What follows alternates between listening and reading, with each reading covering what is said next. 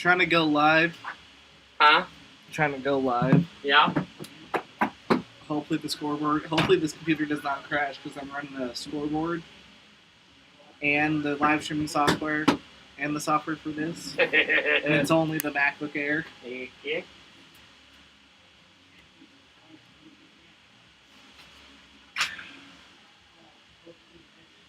Let me try pulling it up from my phone. That looks any better.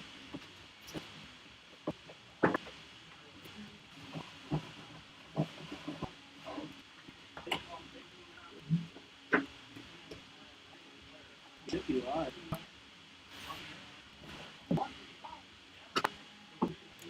Should be live.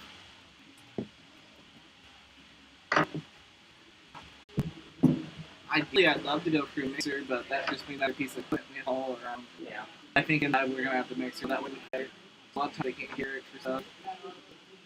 And then just take out of that.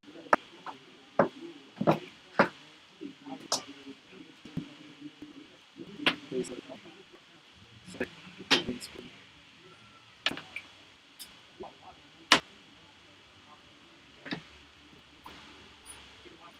live, but not live. Oh yeah. We still have 10 minutes. Okay. Always good to stay ahead. So, and not just work. That's what the fun.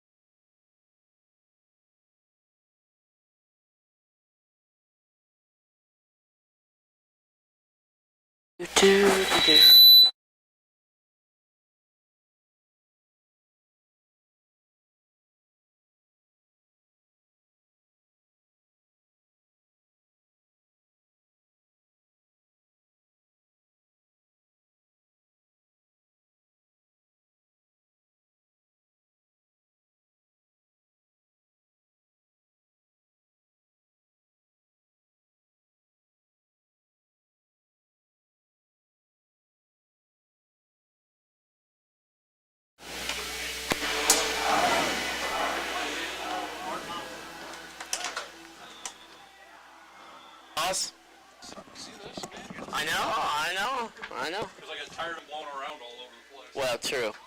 Check. Check.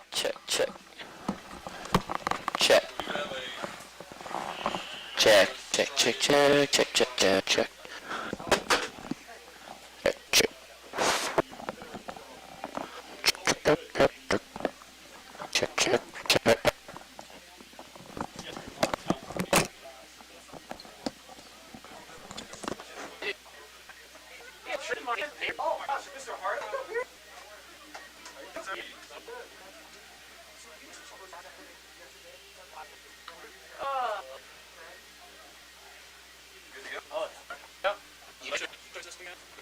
I heard it. What are we fighting?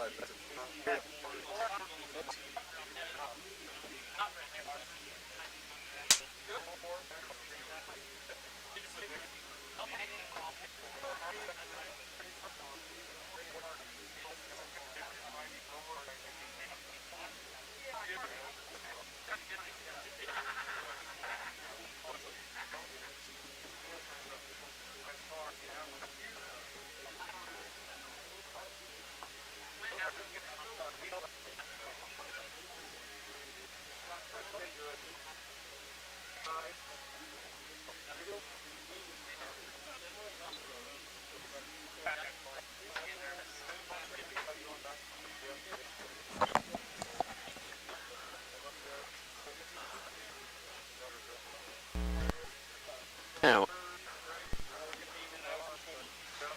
Oh my gosh, man. Shut. Choo. Ooh.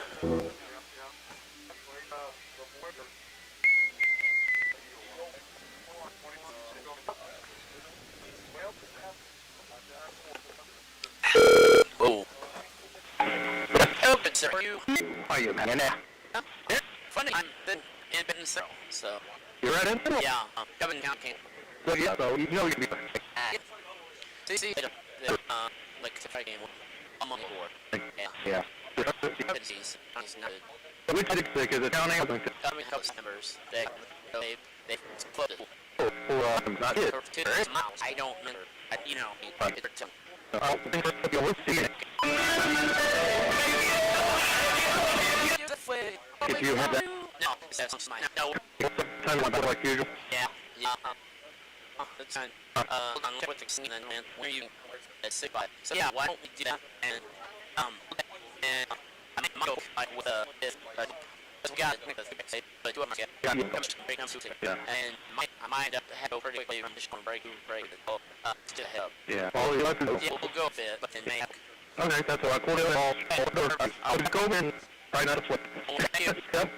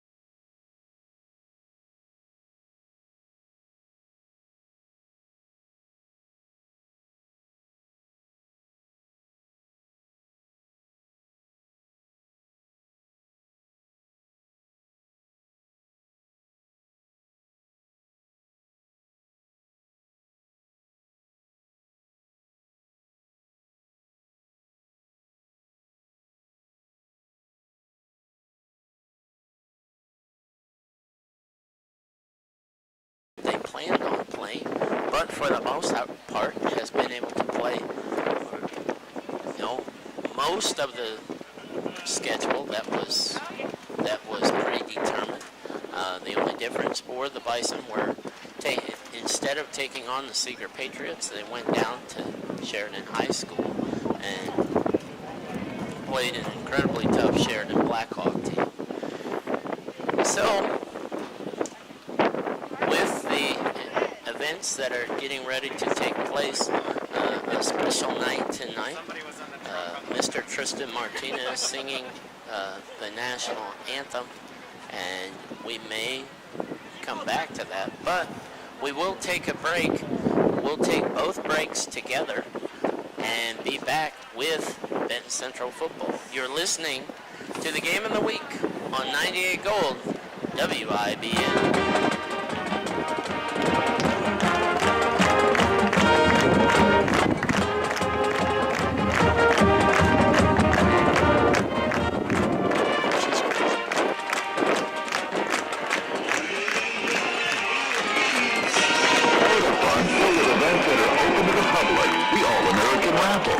On every Tuesday at 7, plus Bogo every Wednesday at 5:45, or 50-cent chicken wings every Thursday from 6 to 8, and daily lunch specials every single day. Visit their Facebook page for all the Eagles fun. They're at the corner of 18th and Brady. The fraternal order of the Eagles are people helping people. Save time and money from Warren County REMC. There are rebates available.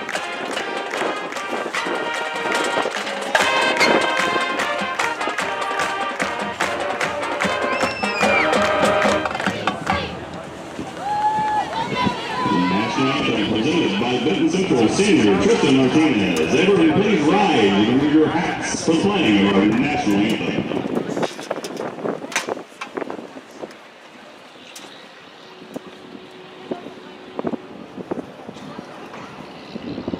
Oh, say, can you see by the dawn's early light what so proudly we hailed at the twilight's last gleaming, whose broad stripes and bright stars through the perilous heights o'er the ramparts we watched were so gallantly streaming, and the rocket's red glare, the bombs bursting in air, gave proof through the night that the flag was still there.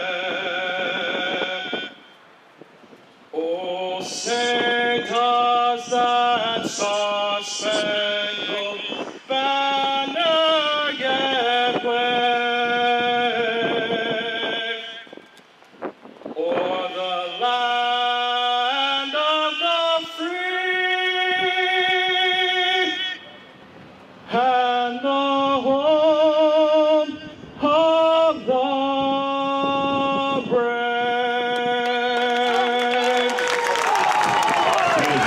Thank you very much.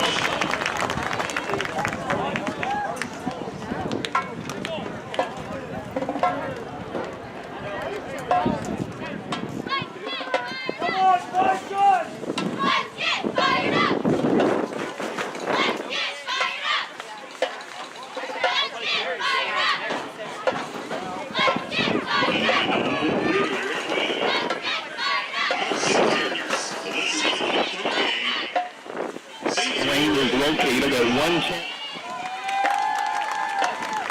Senior 10, Victor Spikes. Senior number 17, Jacob Meredith. Senior number 25, Cody Reese. Senior number 68, Dalton Reneker. Senior number 75, Ethan Burkhardt.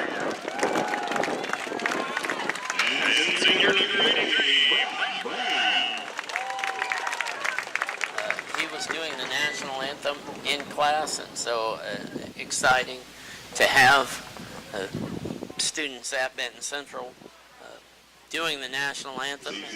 Ed Robeson and I watching the coin toss.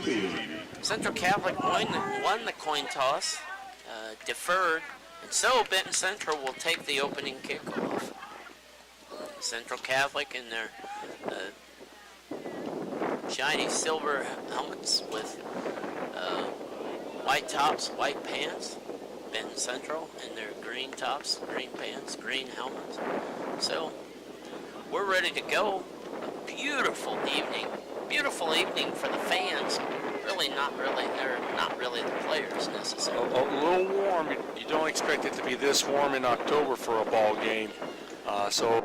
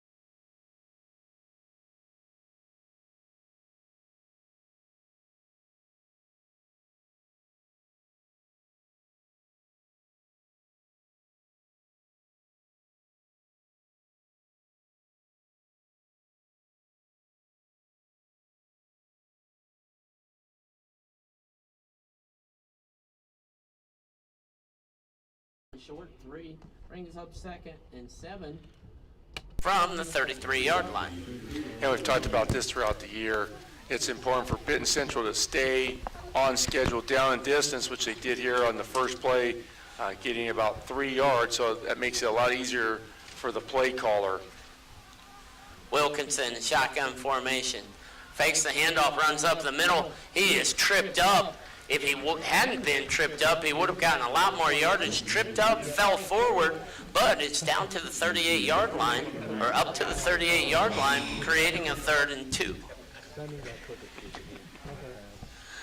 Nice job there by calling, run a little quarterback counter, faked the running back, quarterback took off, had, like you said, without that trip, he's easily got the first down, but still 3rd and very makeable. Josh Eder subbing in. Eder, kind of the up back, if you will, behind the left guard. Wilkinson gets a shotgun snap, gives it to Jacob Meredith. Meredith stuffed, spin move, makes a move and keeps the feet driving and picks up the first down for Benton Central to the 45-yard line. Nice job there because Benton Central did not get a lot of push on that 3rd and short, and you're right, Jacob Meredith did a nice job spinning out of that tackle and getting the first down for the Bison. So Benton Central run heavy so far tonight. The first 3 plays, all run plays. So Benton Central comes up, trips left to the wide side of the field. They're on the right hash. Wilkinson awaits the snap, low snap, gets it, chucks it a little bit late. Everything, it's early, even though it's only 10-12, but that play was just a little discombobulated due to the fact that the snap was a little bit different and everything. Timing was Yep, it was a timing route. They went, like you said, trips to the 3 receivers to the left side of the field, the wide side, and came back to try to hit the slant route. And that's a 3-step and make your cut. And the expectation is you catch it, throw it before the corner can react. And it was pretty crowded on that backside. The outside linebacker kind of closed that passing window off to call it. Wilkinson brings the motion man, hands off to Peyton Bell. Bell gets it, and he had to wait on the handoff and was dropped after maybe a gain of almost 1 yard up to the 46-yard line. Sorry. That time it was just numbers. Number 15 for the Knights, Justin Brady's outside linebacker in his 3-4 alignment, and Ben Central had no one to block him, so he could wait there, and it really didn't matter how soon ball carrier got the ball. the outside linebacker is unblocked, he's going to make that play most times. 3rd and 9, Wilkinson under pressure, rolls out right under heavy pressure and throws it away out of bounds, avoiding the sack, but threw it away in the vicinity of the receiver, Quentin Hardebeck, and thus, unfortunately right there, three pass plays, or really 2 pass plays in a run that just really didn't go anywhere. And there's a lot of pressure on Collin because, once again, on this weak side, the offensive tackle is covered by a defensive lineman, and they brought the outside linebacker, and there's no one to account for him. Eder fakes the punt and runs right into the defensive end, and Benton Central has tried to fake week after week after week, and if you try it every single week, it stops being a fake. Well, and the one thing Josh got to do, as soon as he caught the snap, he tucked it. So there is no threat of a punt. And I'm sure CC's seen, like you said, enough film of Benton Central on punt. They know to stay home, especially on the perimeter. And that's going to be a tough call for them to fake Central Catholic with that this week. So Central Catholic comes out. Clark Barrett has it, throws it on to his slot receiver. It's caught, and he's up. Dienhardt is up to down to the 28-yard line. Give him 28-yard line, brings up a first down for the Knights. And sorry, their Central Catholic's passing game is going to challenge Benton Central. Put this in perspective. Clark Barrett's played 3 games, and going into the night, he's thrown for more yards than Colin Wilkinson, who's played all except for last week. Barrett has it, hands it off. Should be a pass by Mazer. Mazer under pressure. Mazer is dropped. Ben Mazer got the handoff, looked to throw it, and Benton Central with heavy pressure up front. Big Will Harmon making the play. Will Harmon along with Cody Reese. And you got to give an assist to Peyton Bell, the safety, because when Mazer was pulling up to throw it, there were 2 receivers running deep, and Peyton had stayed with them, so he couldn't just immediately chuck it and allowed the pressure to get to Mazer. 2nd and Otterburn to go for Central Catholic. They're back at the 36-yard line. Barrett gets it, hands it off up the middle. Still running up the middle, almost breaks away. It's Baylor Smith. Smith dragging a couple of people, now making it 3rd and quite manageable. And you see that a lot in 2nd and way long, run some sort of trap, which they did there, because you're going to get defensive linemen rushing up the field to go after the quarterback and create these running lanes. Barrett looks, throws it quickly out to the right, where the receiver catches it, and I apologize. When the players have their back turned just right, you really can't see. But Brian Robbins with the catch. Robbins moves up and picks up the first down. Time Central Catholic did like what they call the rocket screen, bring that outside receiver behind the line of scrimmage and let linemen to get downfield, and it was well blocked by the Knights. Barrett gives it up the middle. Goes Smith and close to a first down. It's basically a dive play right up the middle here. For having a few weeks off, Central Catholic looks very sharp offensively. Barrett moves the running back off to his left side, brings motion from right to left. Hands off to the motion man. He has a bit of the edge and then is roped down by Bell. Bell with a huge play. Parker Bell with the tackle was not allowing the running back outside for Central Catholic. And really, the receiver on that side did a nice job blocking on the corner, so if Parker doesn't make that play, that's probably a touchdown. CC did get out to the perimeter, and that's something that the safeties are going to have to be very good at, is forcing the play back inside or just make the tackle. Parker did that time. Central Catholic, 3rd and short from the 5-yard line, can pick up the first down. Barrett under pressure, quickly flips it out to the right. It's caught on the play, and going into the end zone is Evan Dienhardt. He's going to be marked. Nope. I thought it was in the end zone, but no one has signaled anything. Mark him just short. Nope. They did signal touchdown. And so the touchdown to the Knights.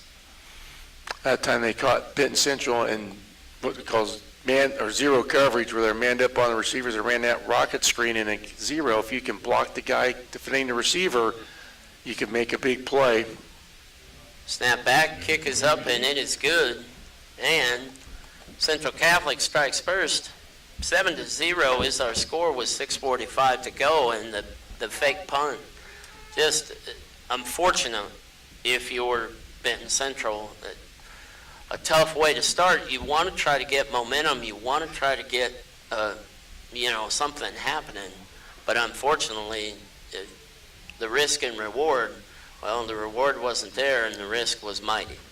Yeah, and tough part also defensively here is Central Catholic. I mean, you take away that halfback pass, really, they were pretty efficient. So that's going to be a concern for the defense, is how they're going to adjust, because usually you like to take something away from the offense, and that drive they really didn't take anything away. So Central Catholic to kick again, kicking from the left hash from the 40-yard line. 6:45 to go. Sun just setting on Mallory Field. Here, just north of Oxford, what used to be Atkinson, Indiana. The Knights ready for play, the run-up, and the short kick.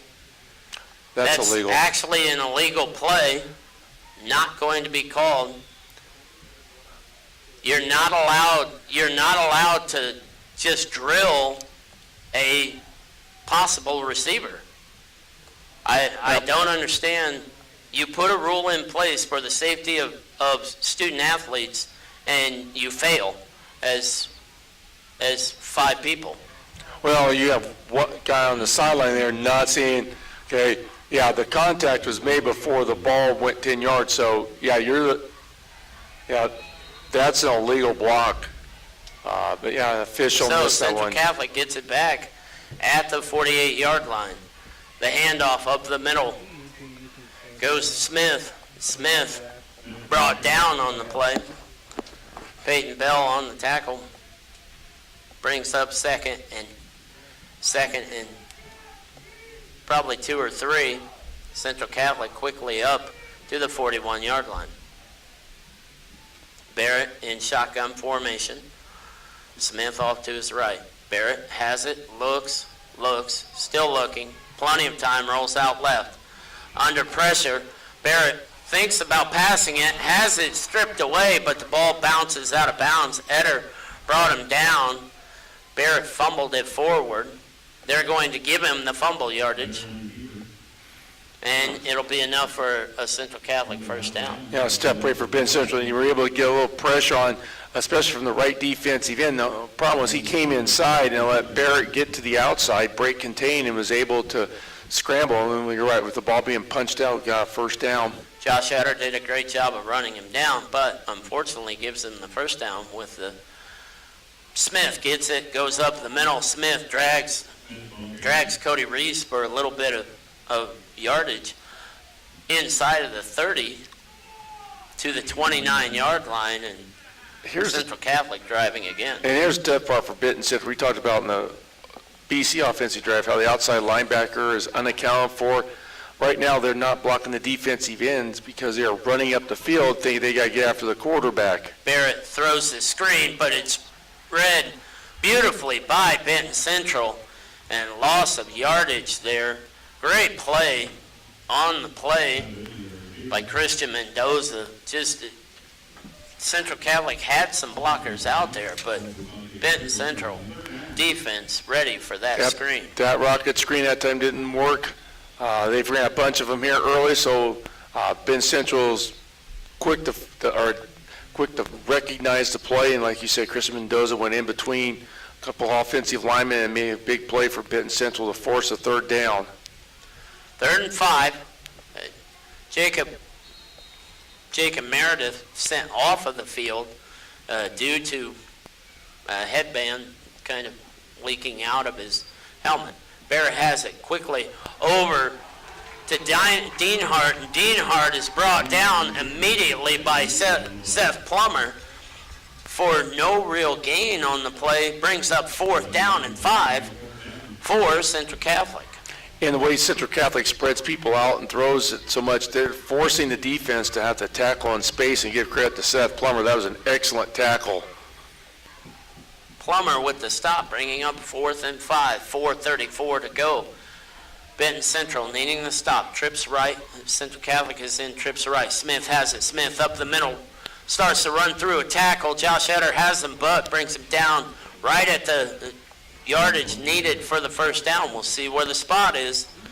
Spot looks to be short from here. They're going, nope, they aren't even going to measure. Give it to the Bison. Benton Central with the defensive stop. Excellent stop by the defense here, because you're right, CC scores, gets the onside kick, and they could really kind of put doubt into Benton Central's mind. So give credit to the defense for making a stop. Now hopefully the offense can take this momentum and do something with this drive. Wilkinson, the quarterback in the backfield, has Meredith and Hardebeck in the backfield with him. Wilkinson telling Jacob the play. Shotgun snap comes. Hands off. Meredith tries bouncing it outside, and he's met by 3 Knights. He had a little bit of a hole inside and then tried to bounce it outside, and there was nothing really there. I think the left defensive end for Central Catholic, I can't see his number, did a nice job of coming off at the tackle, forcing a receiver to block him. So Benton Central used 2 blocks on one guy, allowed the defense to kind of flow over the top and get to Jacob. Benton Central was 2nd and 10. 4:16 to go. It's 7-0. Knights up on the Bison.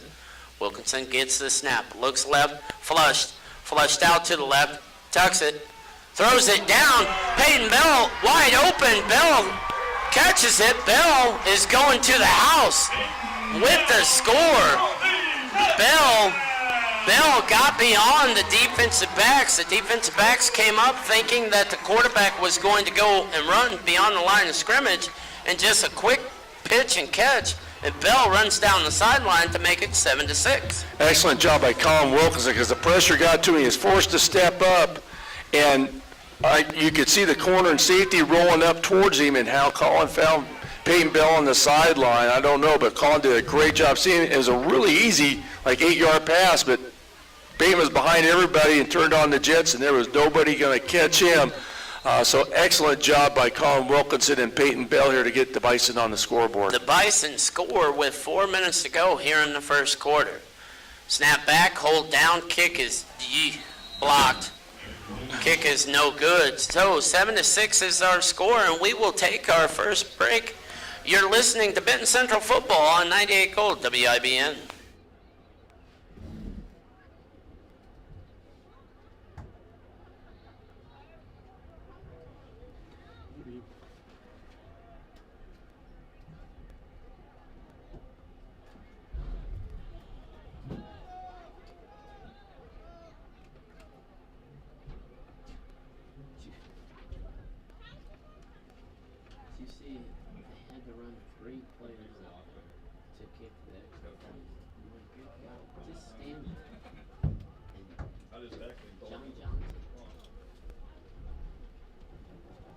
Welcome back in, ladies and gentlemen. George Hardebeck, 4 minutes to go. Administrative work. I realize some people may be tuning in thinking that they were going to see or listen to Covington at Tri-County. Unfortunately, thanks to 2020, COVID-19, and every other problem in the world today, Covington at Tri-County was canceled. And so, lucky for us, we get to come right down the pathway and go to the Benton Central game. And so 7-6 is our score, 4 minutes to go. In the first quarter, an exciting first quarter, Central Catholic looks like at times that they could blow this game open. Benton Central defense steps up, gets them stopped, and then goes down and scores. 7-6 is our score. You know, that's one thing. Benton Central has not had great luck this year. Like, a lot of bounces seem to go against them, and that time they made a break for themselves. Deanhart with the catch. Deanhart goes up the middle, throws one of his own guys out of the way, trying to get a little opening. Deanhart's brought down up the middle at the 42-yard line for the Knights in their own territory. 3:53 to go. Central Catholic comes out, ready for play. Benton Central still kind of running players on.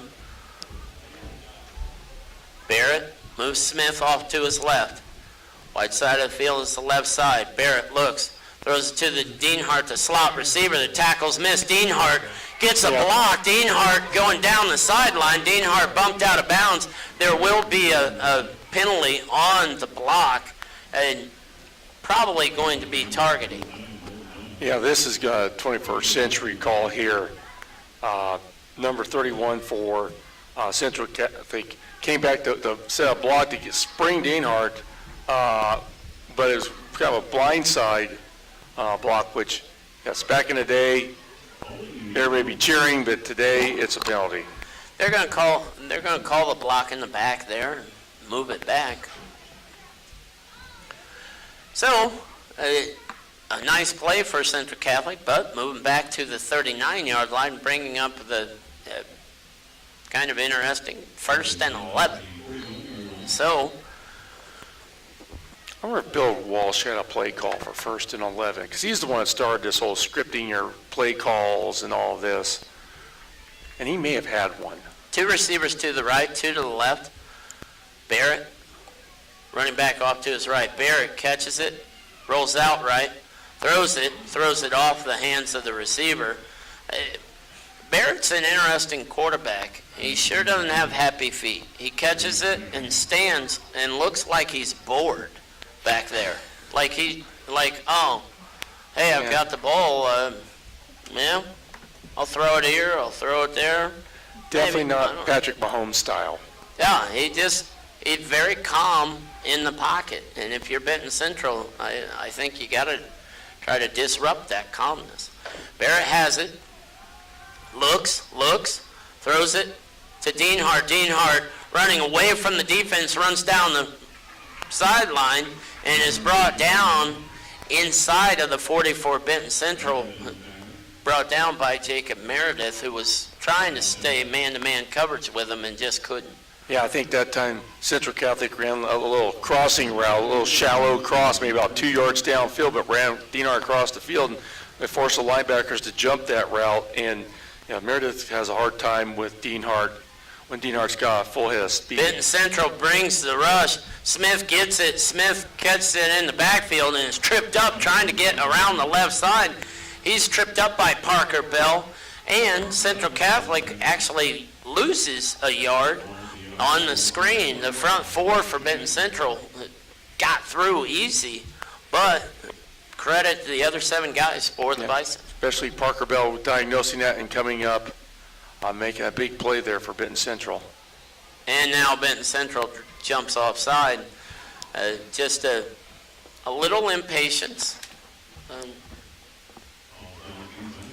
Sophomore making a little bit.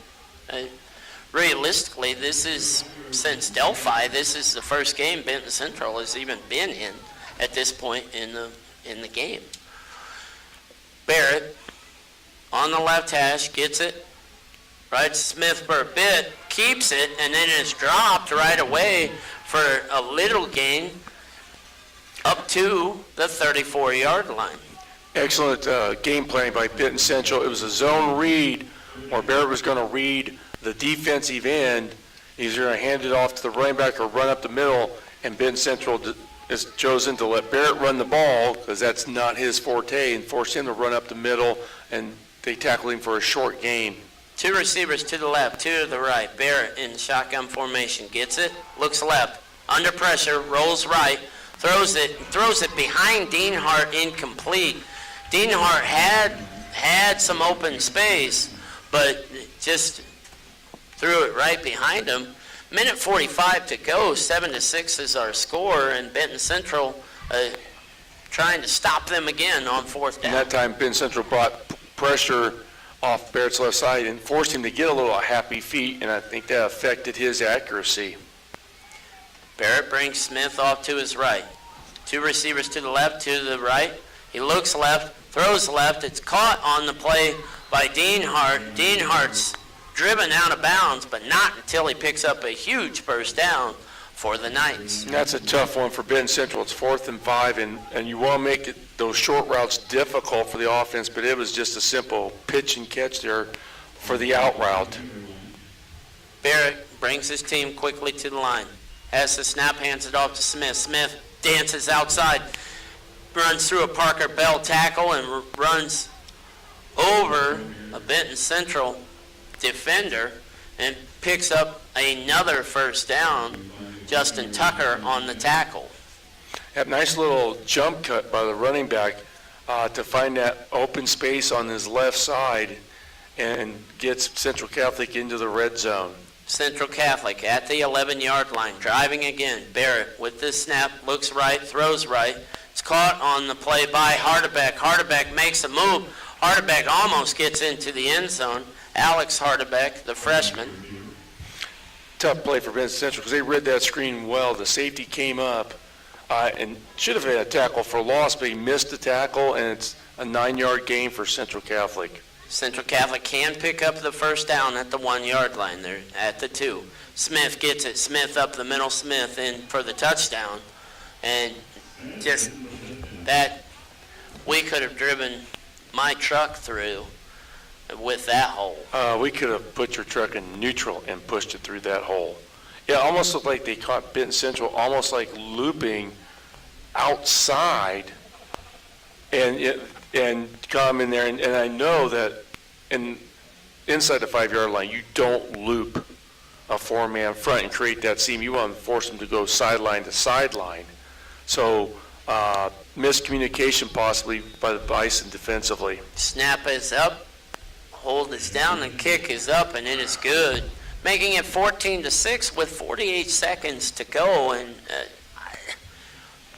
Benton Central has got to make something happen on offense, because we've seen this before, where if you don't start like matching them score for score, or at least drive for drive and flipping the field, you start to kind of get back into that mode of, uh-oh. Yeah, and after the last couple of weeks, that's going to be important for Benton Central here.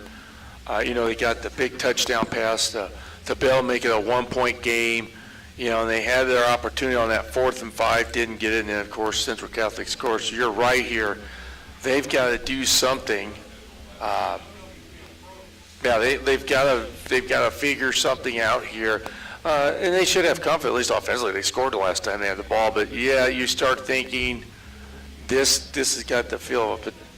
You're going to have to be in a shootout to have a chance. And so we'll see here what Benton Central does. But, of course, first things first, they got to get the ball off this kickoff. Zach Kerr to kick off from the left hash. The last time he pooch kicked right where Benton Central has not adjusted to. Yeah, I was going to say it's there again if they want to take a shot. The Bison haven't adjusted one player. 3, 6, 9, 11. I'm not sure what the penalty flag is. Oh, they lined up incorrectly. They had too many guys on one side of the ball. Well, or did the guy came off the sidelines? Well, I think what happened is he came off the sideline and looped way back. And he was not set and was on the other side. So, a call you don't normally see. The run up, the pooch kick. It's fumbled by the receiver for Benton Central, a scrum. I think fallen on by the Bison. It's amazing to me, like Central Catholic ain't changing what they're doing. No. Like that's going to be the kick all night long. Yeah, Because if you're not going to adjust and it keeps almost working, you're going to keep doing it. Now, Benton Central recovered the kickoff. and a tough part also, and you know this, there are coaches that on weekends watch film and check the numbers of the people on the front row. And if they're big numbers, you are tempted to take chances like Central Catholic is. Wilkinson gets in shotgun formation, throws it out left, and the ball is incomplete. Too high of a pass for Tucker. I think it got tipped by the right outside linebacker for Central Catholic. So yeah, it went up above Justin Tucker's reach. 2nd and 10 from the 44. Benton Central, 38 seconds to go. 14-6 is our score.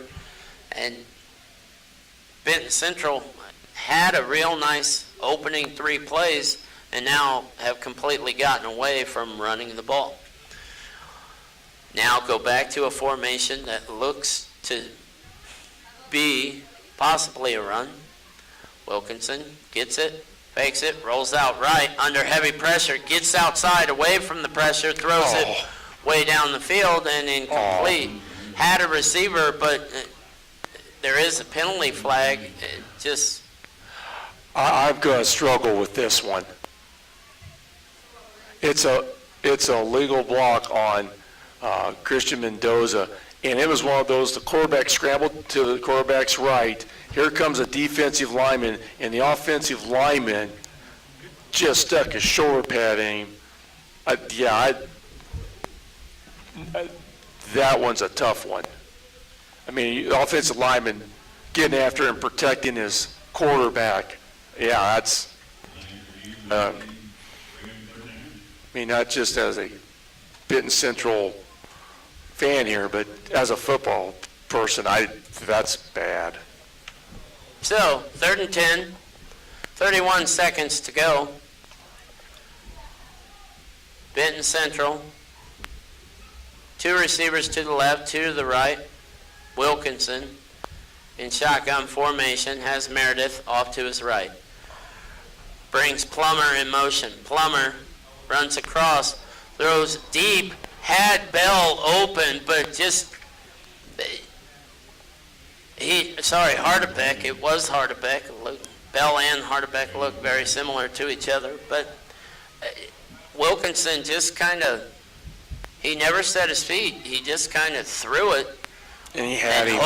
hoped that Hardebeck would run under it, and you really want to see him set up and throw. Yep. Put a little more arc on that and let Quinton run underneath it. That's a tough one, because that was 6. Hardebeck was open, but just overthrown. I think Central Catholic got away with a misalignment because their free safety wasn't over the top and Quinton was on the wide side of the field. One of those you'd like to have back if you're Benton Central. The Bison in punt formation. Snap comes out of the hands of Reneker, and Reneker smoked. Ball's picked up and fallen on by Central Catholic, and just a tough play. And that's the thing, they've had some good punts, but again, when your punter's number is 63, one thing that they don't work on during the week very much is catching even a snap. I mean, it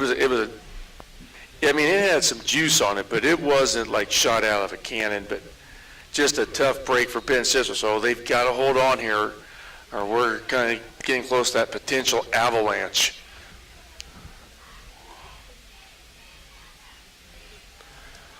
So, new quarterback in for Central Catholic. Pitch and catch over the middle. It's caught and ran into the end zone. Are the Knights quickly back? Bushi in for the touchdown. Bushi caught it. And the score for the Knights here at Benton Central, 20-6 is the score with the extra point to come. Why the fuck do we have 3 fucking people? What the? So, Central Catholic running another player on. the holder. He's kind of important on a PAT. Yeah, a little. 7.6 to go.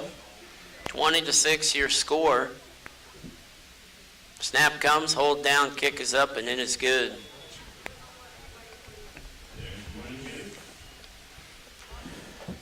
Mazer was the quarterback on that particular play, and Benton Central, it's frustrating. I think they've had 2 runs. The opening possession, they had 3 runs and picked up a huge first down. Well, 3 like runs you're and a talking first down. I believe the last drive was 18 seconds of game clock. And that's, and let's be honest, the defense is on the ropes a little bit. And your offense has you got to play complementary football. Now, same time, that pass on third down has a little bit more arc on it. Quentin comes down with it. It's all of a sudden 14, 12, 14, 13. True. And you get the mojo. True. And so now, we'll see here. I mean, if you're Coach Marsh, you got to remind the offense. I mean, you had the 1 touchdown. You about had the second one. So there, you've got plays that you can make against this defense. Benton Central slightly adjusting to the possible pooch kick over the right side. Central Catholic drives it down to Deno. Deno at the 30. Gets it, at the 20, and brings it up to the 31-yard line. That's where Benton Central will take over with 2.7 seconds to go. So this should be the last play of the first quarter, but we shall see. I mean, we've seen a penalty on a kickoff. We've seen a penalty on an offensive lineman protecting his quarterback, so you never know. So Benton Central comes up to the line, trips left to the wide side of the field. Wilkinson in the shotgun formation, gets it, rolls out left. Still rolling out left, throws on the run, has a man open, and it is caught on the play by Peyton Bell. Bell with the catch, and that does do it for the first quarter. With our score 21-6, Central Catholic leading Benton Central. We'll be back after these breaks on 98 Gold WIBN.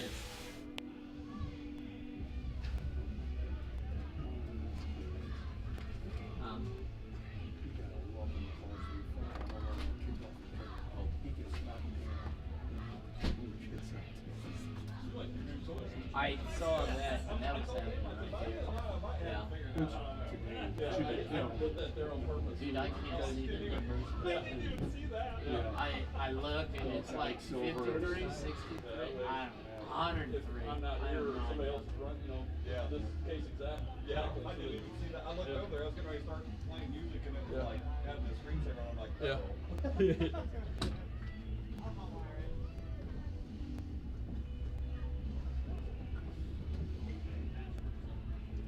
Yeah. Yellow thing. Does this look better?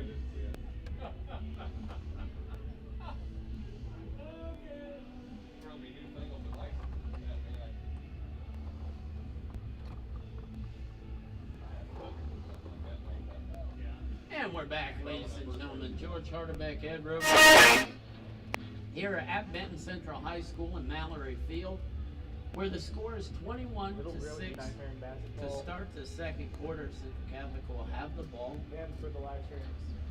Sorry, Benton Central will have the ball. Speaking of discombobulated, I'm the person discombobulated so far. Second and 7 is the situation. From the 39-yard line, Benton Central brings trips to the wide side of the field, trips right. Wilkinson bounces Meredith off to his right. Pressure comes. Wilkinson steps up in the middle, throws it deep down the field, just out of the reach of Peyton Bell on the right side, and brings up third down for the Bison. That time there was some contact between the corner and the receiver, but it just must have been it was obviously a play on by the official. So here it is, third and short, and I gotta imagine they're thinking 2 plays here to get the first down. Now, a lot of it depends on what happens here. 3rd and 3 from the 39-yard line. 11:53, just the start of the second quarter here. 21-6 is our score. Peyton Bell goes to the slot on the right side. Two backs in the backfield with Wilkinson. Hand off to Hardebeck. Hardebeck goes up the middle, tries to make a move, and is brought down 1 yard short at the 41-yard line. Decision time for the Bison. 1 yard short of the first down, fourth and 1. You really got to go for it. You do, and that time they went with the old-fashioned lead out, two backs, and Quinn was just following the fullback there, got half of it. I mean, definitely going to go for it. There's no indecision here. Timeout Central Catholic. We'll take a timeout. You're listening to Benton Central Football on 98 Gold WIBN. Save time and money from Warren County REMC. There are rebates available right now on water heaters, heat pumps, energy-efficient products, and more for residential and commercial members of Warren County REMC. You can save big bucks on your electric bill, too. Find out more at powermoves.com. That's powermoves.com. Warren County REMC is a proud supporter of Benton Central Bison High School sports. Warren County REMC is a Touchstone Energy Cooperative.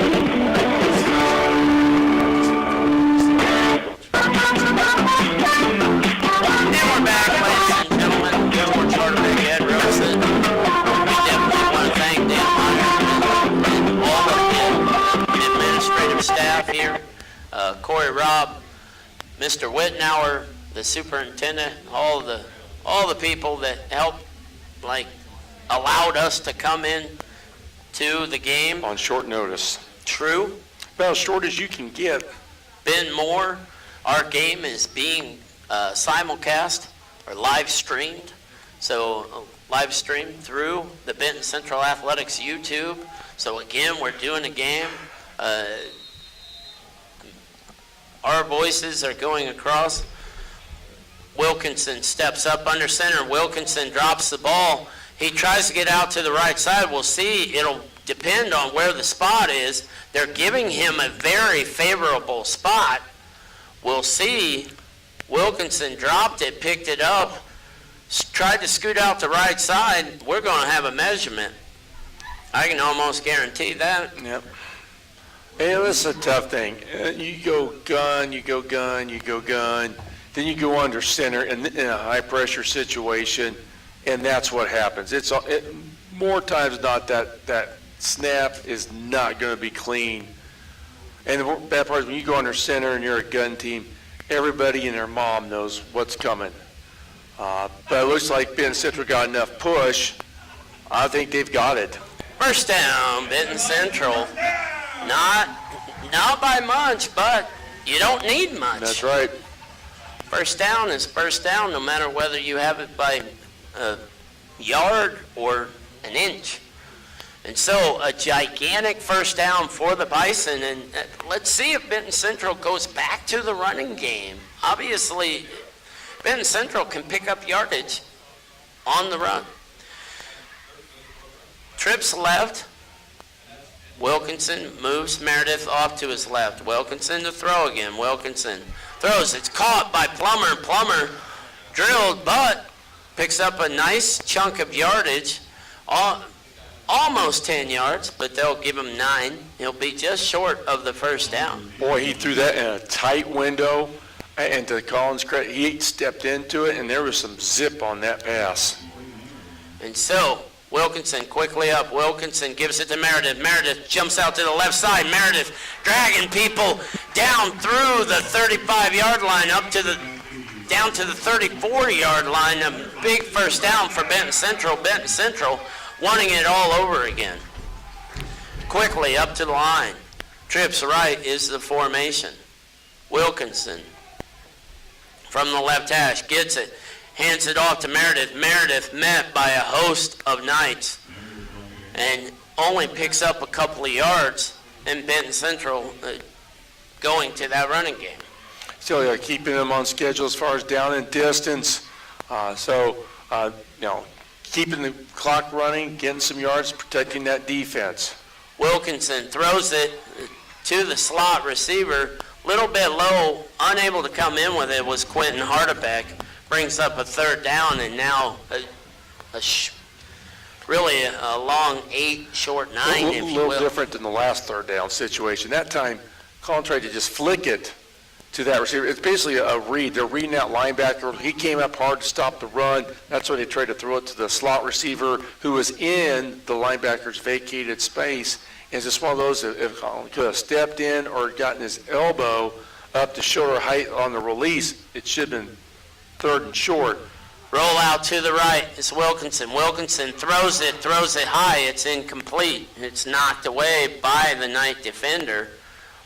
And just the pass, again, a little high for Hardebeck. Well, yeah, just off a little bit. Quentin did get his hands on it, but since it was high and away, he just couldn't quite get a grip, and it allowed the CC defender to come in and chop and force the incompletion.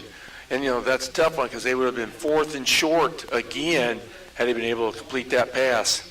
So, fourth down from the 33-yard line, Benton Central. Needing something to happen, Quentin Hardebeck in the backfield with Wilkinson. Bell, the slot receiver on the right side. Motion man Tucker comes in. Fake, Hardebeck has it, fakes it to Tucker, and nobody was fooled for Central Catholic. And Benton Central is woefully short of the first down. I think they were counting on that motion to get the secondary to rotate to the wide side of the field and leave nobody back here.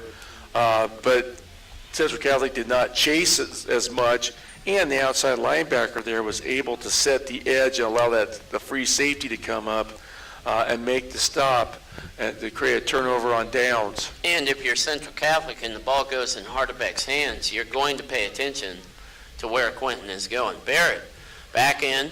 Barrett throws the screen. It's caught on the play and tripped up. A nice play by Seth Plummer. Seth Plummer is getting him some film, and Ben Mazer is tripped up on the play and after no gain. Yep, that's thank goodness for Seth Plummer because the defensive lineman had rushed up the field, linebackers were dropping, and there was a big hole there. Linemen got to do a better job of feeling if they're not getting blocked to retrace their steps back to the line of scrimmage. Now the screen out to the left is caught, and down the left side, I'm not really sure. There's stuff going on all over the place. There may be issues away from the ball, but Central Catholic picked up a first down. Peyton Bell being subbed out, Quentin Hardebeck subbed in. A lot of things to take care of here. Benton Central called for the unsportsmanlike 15 yards.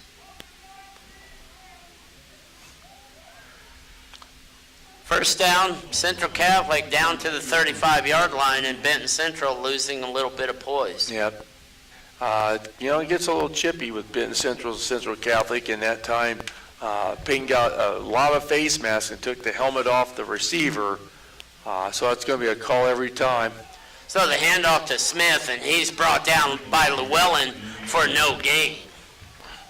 Nice job by Jacob Llewellyn knifing inside and coming down the line, making a tackle to limit Central Catholic to a very short gain on first down. Mazer moves back to the quarterback position.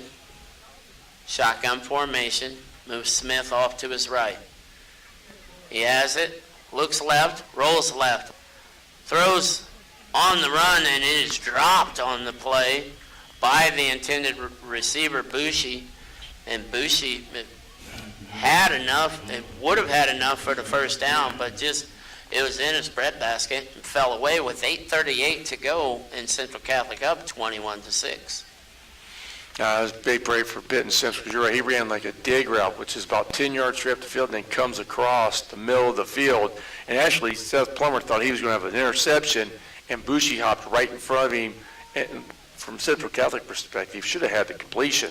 Shotgun snap comes under pressure and dropped. Is Mazer dropped deep back to the 47-yard line. Just a great play by the Benton Central defense. That time, Benton Central brought 5 people and got got pressure. And Mazer's a lot harder to bring down than Barrett. Barrett's bigger, but Mazer's got some athleticism, so they did a nice job of wrapping him up and forcing Central Catholic to punt. Benton Central runs 5 players off and replaces them with 3. Wait a minute. Here comes number 11. So Benton Central running people on. Barrett gets the snap, kicks a real nice kick down the right side, down the sideline, and out of bounds. Again, looking like an Ed Robeson pitching wedge down to the 6-yard line. Yeah, but we all know that if you ever play golf with me, after that, the putter goes away. That, and it took us a little while to get to that pitching wedge. That's true. So 21-6, a great stop by Benton Central. 7:45 to go. The Bison, really, if they can put an offensive series together and get into the end zone, Benton Central can make this a game at halftime. And that's always big, to be able to go in halftime, feel like you're still in the game and getting some momentum that way.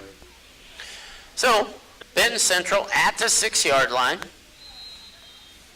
Benton Central takes a timeout. They were running people in and out a little bit, and there were a number of things going on there where Coach Marsh just felt like, these. And as far back as Benton Central is, you don't want to make a mistake here.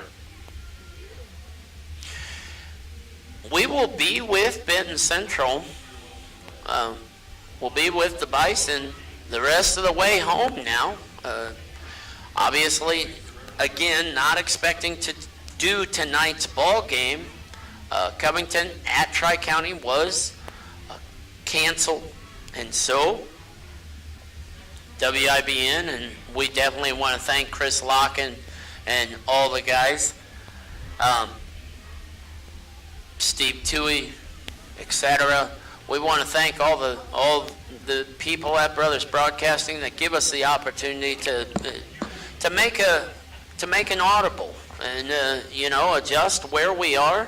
And so we want to thank them, and we obviously want to thank Susan and Scotty back in the studio, making us sound good as always. And so thankfully we are at a game where it's 21-6, but danger time for Benton Central, deep in their own territory.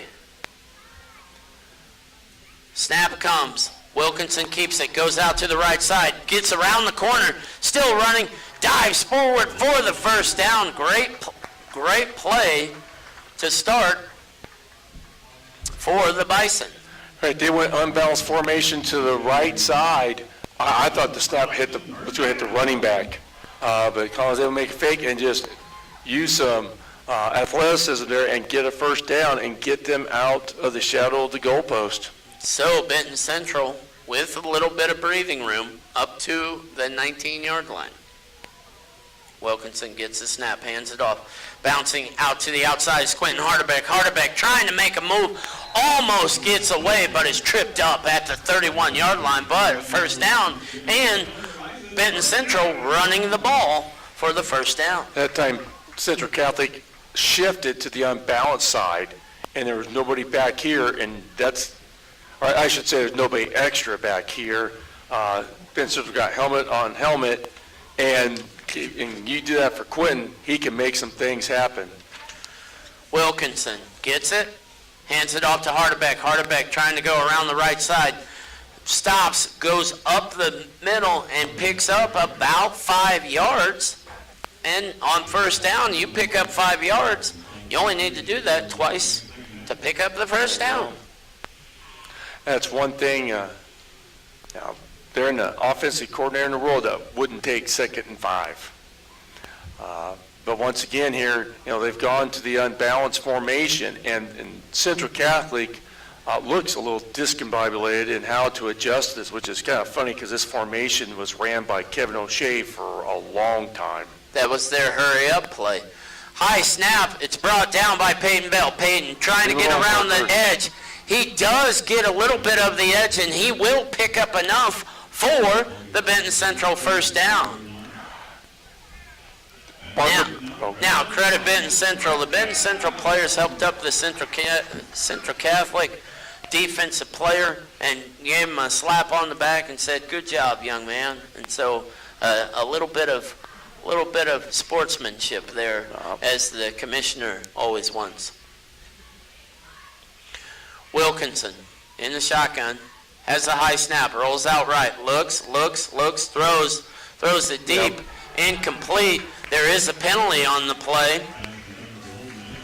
Yep, it looked like in old basketball terms, when you try to throw a lob pass into the post and the guy from behind's coming over the top to knock it away. Safety tried that, and just like in the NBA, it doesn't work so well, that technique. Holden Dino, the intended receiver, and he was basically not allowed to even attempt to catch the ball. Now, pass was a tad high. I don't think he would have came down with it. Wilkinson throws a dart, but is throwing darts like I did when I was younger. And right now they aren't. They're kind of going all over the place. But Wilkinson with the first down. Shotgun formation. Gets the snap. Hands it off to Hardebeck. That inside kind of counter. Dino has it. Basically sticks his nose in there. And Benton Central is driving and gets almost to the 30-yard line and another first down. Yeah, Benton Central has found something in this unbalanced line, and like I said, Central Catholic doesn't have a three-man front, and they're towards the unbalanced side, giving up on this counter. If you get a blocker like that time, Colin Wilkinson actually bleed blocking. They have numbers on that weak side. Wilkinson hands off to Hardebeck. Hardebeck goes up the middle. He's wrapped up, but not until he picks up 4 or 5 yards again. 5:20 to go, and Benton Central driving. Benton Central down to the 26-yard line, and they've done it almost all by the run. Yep, and then excellent job here, because with this formation, they are attacking all areas. So they're definitely putting Central Catholic in a bind here as to figure out how they'll line up to this. So Peyton Bell at the quarterback position. Bell awaiting the snap. Gets a high snap, keeps it, tries to bounce out to the right side, gives some ground, and he's going to lose a ton of ground, and he's dropped. Get up. Benton Central and Central Catholic, a couple of linemen getting into it, and the official finally is going to throw the flag, but I think Zach Vanderwall is going to be the recipient of the 15 yards. I know, because he tried to walk away. Now, he kind of stepped over the Central Catholic lineman, which could have drawn the flag. And then as he's walking away, the defensive line kind of rolled onto Zach's foot and not let him get away. Personal foul, Central Catholic. And that time, Peyton Bell, his bad snap, I think the play was designed to go up inside. And with the snap, he decided to take it outside, which is tough when you're blocking your man to the outside and the runner goes outside. I know Peyton's thinking, I got wheels. When defense is getting pushed to the outside, you got to have a lot of wheels. But Benton Central benefits from the 15-yard penalty, and so Benton Central with their second first down via night penalty. Snap comes, handoff. Up the middle goes, or up the right side goes Peyton Bell, and Bell picks up 3 or 4 yards, bringing up second down and very, very manageable. Nice job there by Peyton, looking like he was going to go outside, widening the defense, and he planted that right foot, his outside foot, and then found a hole would be inside the tight end area. Benton Central to the 13-yard line. And so, 2nd and 6 or 7. And with this type of drive, the clock's running, and this is the best defense against Central Catholic's offense, is keep them on the sideline. Motion comes, Bell keeps it, runs up the middle. Maybe enough for the first down. Yep, nice job. I mean, it looked a lot like Rensselaer. There were like 4 guys in front of the ball carrier for Benton Central. And it's awful hard for a defense to find the ball. And it's a lot of times hard to decide that you're going to throw your body into 4 guys and try and blow things up and let a buddy come in and make the tackle. So, and to give Coach Marsh credit, he do a little, we used to call a little Larry Bud Wright treatment. We're going to keep it until you stop it. Wilkinson, awaiting the snap, gets it, follows his blockers, bounces it out right, still trying to make a move. Now there's a scrum. And inside of the 5-yard line he goes. Barely inside of the 5-yard line, but 2nd and goal. Benton Central on the move. They may come back, they may put this formation to the right and come back to the left, because the defensive lineman for Central Catholic that time shifted a little bit more to their left, and there's a seam between the defensive end and the outside linebacker. Benton Central called for a penalty. Moved back 5 yards. Not really sure. I can't imagine it'd be a sideline warning with the ball way past the coach's box. I have no idea what the signal was. But Benton Central, 2nd and goal from the 9-yard line. Snap comes, handoff to Harderbeck. Harderbeck looks to bounce it out left. Harderbeck dives into the end zone, gets the touchdown. Harderbeck stopped in the middle, bounced it out left, and ran it into the end zone to make the score 21-12. Benton Central may go for 2 here. I mean, there's the theory that you don't want to chase points early, but at the same time, that first kick got blocked, so it may be just worth the risk to go for 2 here. Right now, on average, Benton Central picking up 3 yards per carry, and so why not? So, Benton Central with the touchdown. Wilkinson in shotgun formation in the middle of the field. Gets it. Tries to go up the middle, tries bouncing out left now and is in trouble and picks up no real yardage and is stopped. And the 2-point conversion fails. And so, 2:38 to go, but the Bison down 9 points. Ironically, John Harrell had this as a 10-point game. So, right now, John Harrell, wicked smart, with the 21-12. Now, Benton Central has to follow this up with the defensive stand. That's true. They got the momentum. They got to be feeling really good about themselves right now because, I mean, they just took it to Central Catholic. I mean, the first one, if you're CC, is like, yeah, they got lucky. We were fundamentally poor and let the ball go over our heads.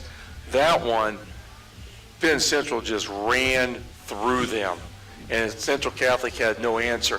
And I'm sure at halftime, Central Catholic's defense is they're going to get together and talk about they got to adjust because they're way too over, or they've adjusted way too much to that tight end wing side that Benton Central's using. Central Catholic coaches will definitely go into the locker room at halftime or wherever they're supposed to go. Locker rooms not really available here at the stadium due to COVID-19. You need a shuttle. Regulations. Central Catholic 5 yards or 15 yards from the ball, now move up to the 50. Brandon Kirk kick.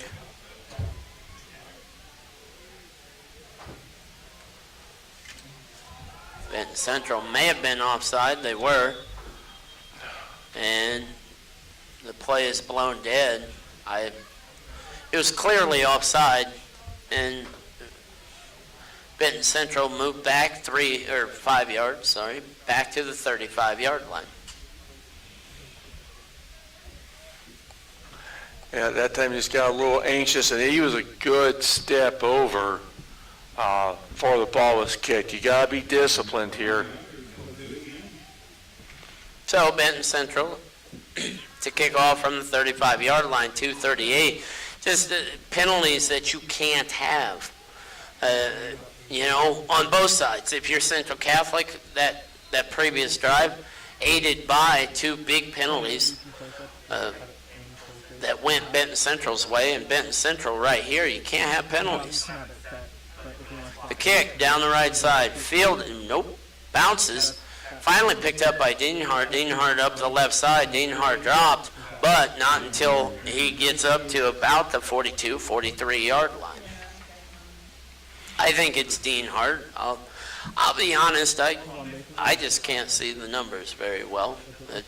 I'm not trying to make excuses, just informing you why I am completely discombobulated and not really calling a great game. The silver numbers are not very conducive to the angle we are compared to the lights. So. And with only 4 banks of lights, it gets a little dark in the middle of the field. And so, trips left, Barrett has it. Barrett hands off to Smith. Smith just brought down by Will Harmon. Harmon didn't have his feet under him, kind of caught him and suplexed him, if you will, brought him down, second and 8. But if Central Catholic's going to run the ball, that's good for Benton Central. 2:10 to go. Barrett, shotgun formation. Looks right, throws right. Pitch and catch, caught on the play by Bushy. Bushy picks up the first down, and Central Catholic is back on the move. Simple little hitch route, 5 yards, turn around, catch the ball, and then extend it for a first down. From the 44-yard line of Benton Central territory, Smith has it, tries running out the left side. He's roped down by a number of Bison. Will Harmon was there first, but Josh Eder cleaning it up. Or Jacob Meredith, I apologize. Jacob Meredith cleaning it up. That's because Jacob Meredith is leading this division with 10 tackles a game, getting active there. 2nd and 12, 1:28 to go. Barrett rolls out right. Barrett under pressure, throws back left. Almost completes the pass, but just out of the reach of the intended receiver. Almost make you a sick wheel route if you're a Benton Central historian. Yep, it was, that time it was from the running back, and Benton Central got lucky because the corner, instead of turning and running to the wheel route, was trying to backpedal. Studies have shown that you can turn and run faster than you can backpedal. So, no harm, no foul. 3rd and 12, minute 19 to go. Barrett in the shotgun formation has trips right to the wide side of the field. Barrett has it, looks right, under pressure, throws right. Oh! Throws it. Holden Deno's not going to have an easier reception attempt than what he had right there. And again, he started running before he caught it. Yeah, oh my. I'll tell you what though, how about that series for the Benton Central defensive line? They are taking the game to Central Catholic. It's kind of like the Twin Lakes game for the Bison, where Twin Lakes had all sorts of problems, especially with the ends. Benton Central starting to get to Barrett. So, Central Catholic to punt. Snap comes. The rush was on, but Barrett gets it away. Ball bounces. It's picked up. What? Oh no. Picked up and... Oh, he was down. Now, his forward progress was stopped. Peyton Bell picked up the ball at the 1 or 2 yard line. The Central Catholic player ran into him and was moving him backwards, throwing him into the end zone. Peyton Bell, worrying about the situation, threw the ball forward. The ball was then kicked out of bounds on the play. Now, in theory, my argument would be his forward progress was stopped, and so on his way down, yes, he started to kind of shovel the ball forward, but if your forward progress is stopped, isn't the play over? Yeah, well, there's a second flag. Out the 20-yard line, thrown by the umpire that, to be honest, I'm confused on, and somebody had to have said something. So, the officials talking with a minute to go, processing what I just described. 21-12 is the score, and this could be a gigantic play, because if the ball was kicked out of bounds after the possession by Benton Central, then it would be a safety, because Benton Central had possessed the ball. My statement on this is forward progress was completely stopped. So you cannot call the penalty for an illegal. You can't call a penalty for an illegal forward toss, unless you're going to give it half the distance to the goal. They are going to call the illegal forward pass, and they're calling running into the kicker. Oh, wow. And they're calling an unsportsmanlike penalty. They still haven't decided what is going on. Are you taking half the distance to the goal? Because if you are, and his forward progress, if they're ruling his forward progress was stopped, then you cannot call. That's what they're calling. You cannot call illegal forward pass if his forward progress was stopped. You can call the other two. I have no problems with that. If you run into the kicker, you run into the kicker. You unsportsmanlike, okay, call that. But if his forward progress is stopped, if it's an illegal forward pass, the ball doesn't die. The possession continues on. So, Benton Central, on the 1-inch line, Benton Central going to have to try to get out of their own end zone. As close to the end zone as you can get is where this snap will occur. Benton Central in shotgun formation. Gets a snap handoff. Bouncing outside is Hardebeck. Hardebeck still on the run. Great carry. Gets out 5 yards. And again, picks up out to about the 7-yard line. Again, all year long, I've credited every official because they do a job that very few people want to do. But if I, just a regular person that has coached a little bit of high school varsity football, if I can think through that play, then it should be able to think through it with 5 people. But Benton Central, moving on. And there's the tough part. Quentin going out of bounds, stop the clock here. I think they just want to get, oh boy. Wilkinson throws it, and this is going to be another questionable. They're going to say, thankfully, Holden Dino was in the area because, Seth Plummer. Plummer was in the area because Wilkinson chucked it completely out of bounds. Yep, and Plummer slipped, which gives the ref way out. Right. I know a number of coaching staffs that, if I was on defense, would be hearing about that one. But if you're Benton Central, what are you doing throwing the ball? Yeah, this is... It's 21-12. You got 50 seconds to go, and you're at the 7-yard line. You're not going to win the game right here, but you can definitely lose it. Wilkinson, the shotgun formation, throws it deep down the side, but just out of the reach of Peyton Bell. Benton Central going for it. You know, that's a tough one there, because you're right. I mean, that gets them close to midfield, opens the door for maybe a little go hurry up and try and score in 42 seconds. But now you're punting in your end zone.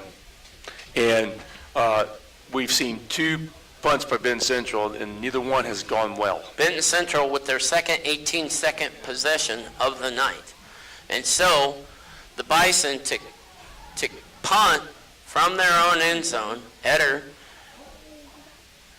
7 yards deep in the end zone. Gets the snap, good snap, kick is away. It's fielded at the 35, makes one man miss, bounces out to the left, under pressure. And finally roped down at the 30 is Bushi. But 28.8 seconds to go, and now Central Catholic has the ball at the 30. You know, and the nice thing about Benton Central's pursuit there, it made him go lateral and eat up some clock here. And, you know, that may be a difference between maybe Central Catholic getting 4 plays or maybe getting a 5th play in. So Benton Central's got to hang on here. You know, Barrett in shotgun formation, 2 receivers to the right, to the left. Smith bounces out to his right side. Barrett has it, looks left, now looks deep over the middle, has a man but overshoots him. Incomplete, 22 seconds to go. Had Bushi, but way overshot him. yeah. And I'm trying to think here, I mean, I guess you're going to take a shot, why not? But at the same time, you got a pretty decent kicker. I mean, on the PATs, he's been solid. How many yards do you really need to get points? And Central Catholic's going to have the ball to start the third quarter. Barrett with Smith back there with him. Barrett, shotgun formation, moves. The receiver trips right. Barrett wanting the snap, gets it. Looks left, throws it deep on the left side. And the receiver ran into the corner and fell down. Emmy award-winning fall down, but the ball incomplete. Brings up 15 seconds. It was a little early for basketball season, but basketball season right around the corner. Coach Ray, Coach Baxter ready to roll for Benton Central. Only a few weeks away. Barrett, 3rd down with 15 seconds to go. 2 receivers to the left, 2 to the right. They're on the left hash. Barrett has it, looks left, throws left, overthrows his target with 11 seconds. This is, none of these last 2 possessions have not been like a script anybody would follow. This is not good clinic talk stuff right here. This is a clinic of what not to do. Yeah. 2 receivers to the left, 2 to the right, Central Catholic to go for it from the 30. Looks left, Barrett throws left, overthrows him, throws the interception. It's caught. Running down the right side is Plummer. Plummer looking for a little bit of room, returns it to the 40, and that will do it for our half. 21-12 is your score. You're listening to Benton Central Football on 98 Gold, WIBN. Okay, I'm gonna go tell him whose kids he forgot, but had it why like that.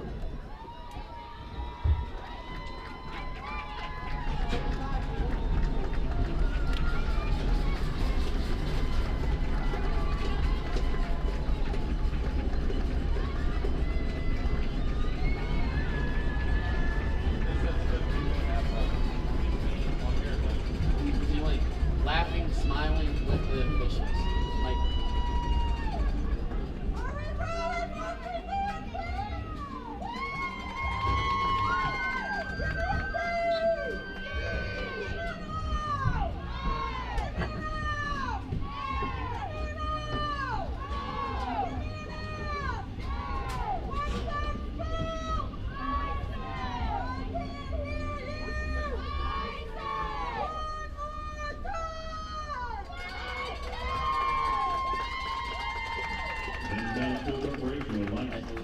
I love that. And the Central marching bison to the field under the direction of Miss Madison Kentner. welcome back, ladies and gentlemen. Michael Ritchie, the marching bison. We're in halftime. A spirited game, 21-12 is your score. I mean, I'm gonna swap that one. And Central Catholic with numerous opportunities to score. They put it in the end zone 3 times on numerous decent plays, but credit Benton Central for battling back and Benton Central getting to the running game. And the running game has been the answer for the Bison. You're exactly right. That's one of the things that they're going to be doing the second half is got to continue to run the ball. And got to be prepared for the fact that Central Catholic's going to change their alignment to that unbalanced type formation. Basically, if you watched the Rensselaer game last week, it's like that formation, away from the tight end wing, that backside tight end is split out. But there's extra players on the tight end wing section. Do you want me to put Two running between backs those? really there. These You can't really three. see, okay. So, you know, they're going to Those adjust. three. So Benton Central's got to be prepared to adjust. But if you're Benton Central, you've taken a pretty good shot from Central Catholic. No, that's fine. In this second quarter, they're you've gonna gone probably fill toe that to whole toe with field. them. So you're thinking one more stop, get in I the doubt it. They score, only have 8 and yards. put pressure on Central Catholic.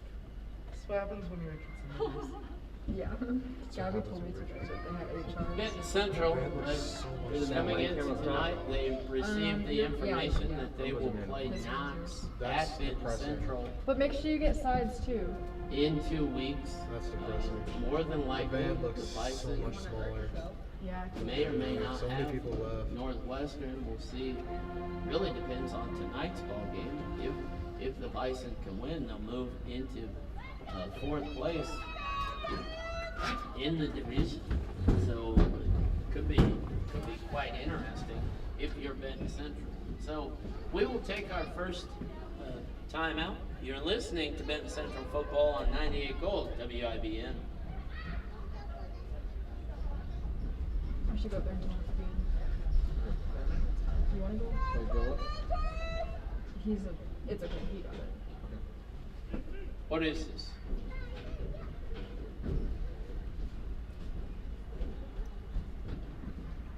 Good job, Tristan. Thank you, sir. I don't know if I should cycle while they're doing the show. I do want to watch it though. Took a load off.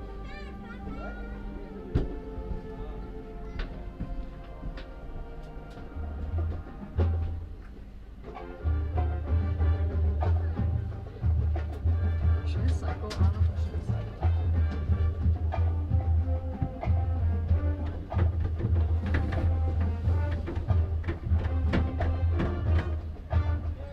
I don't know how he does it, dude. I try to play drums. And It's 35-14 now. Yeah, game Somebody over. wake up. Yeah. They're playing pet band music. is that a bad thing? Or? Usually we have Martin music for us. Just like Ben said, I guess. That's what happens when the Richardson leaves.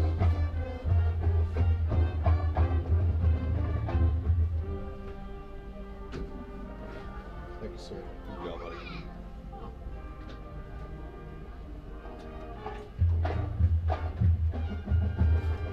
Welcome back in, ladies and gentlemen. All year long, we have been running a series where, if you've been listening to the broadcast, obviously, I feel I can call a couple of official calls, but we've had a series all year long where Ed makes you the official. So, Ed, we have the play of the week. You have it ready. Let us know what that play of the week is. You know, I kind of felt awkward with this one because it's kind of a weird one, but it's not as weird as what we saw at the end of the second quarter, the 2-yard line. Here we go. All right, Benton Central is attempting a field goal or point after. The kick is partially blocked by the CC, and it strikes the back of the Benton Central line, who is about a yard behind the neutral zone. The ball bounces forward, bounces off and brooms forward, and passes between the uprights just above the crossbar. Doesn't hit the ground till it clears the crossbar. What is the fun? Is that a good question? So, a bit of a kicking question, if you will. So, one more time for the listeners at home. Hey, Benton Central's attempting a field goal or point after. The kick is partially blocked and it strikes the back of a Benton Central lineman who's about a yard behind the neutral zone. The ball caroos forward and passes between the uprights and above the crossbar before it hits the ground. Question is it a good kick or not? So, There we go. we'll see what the answer to that is when we come back after our break. You're listening to Benton Central Football on 98 Gold WIBN. Needs to go. You gotta know there's a bunch of people going, dang, I was gonna go to Pizza King during halftime, but I gotta stay for that to get the answer. Right. Sorry, guys. I did it. I did it, Ben. I was really good at it too. This is super short. And I ate all your popcorn. What? Yeah. Yeah. If you want me to do your job, expect me to eat food. Sure, Good kick. Gotta get compensated. Did not hit the ground. Misses Coach Black. Well, I think this time to wish one of our Steelers, Callie Stevenson, a very happy 15th birthday. That's really good. It's not entirely true. Yeah, we got marching band. Oh my god, There's a Crawford. caveat. Let's get I think she's right. We love Crawford. It took forever to get a good one with that. Liz, she's right. Did you get Noah at all? Yeah, he did. She made me 2 meals this first 2 You have a years. curse on that. No, I'm just joking. no. I'm just joking with you. I stepped on a piece of popcorn, man. Oh no, how did you kill I it? think I burnt through It was once a living thing. all of them. I'm just like piling popcorn when I dropped though. Pretty sure we're done.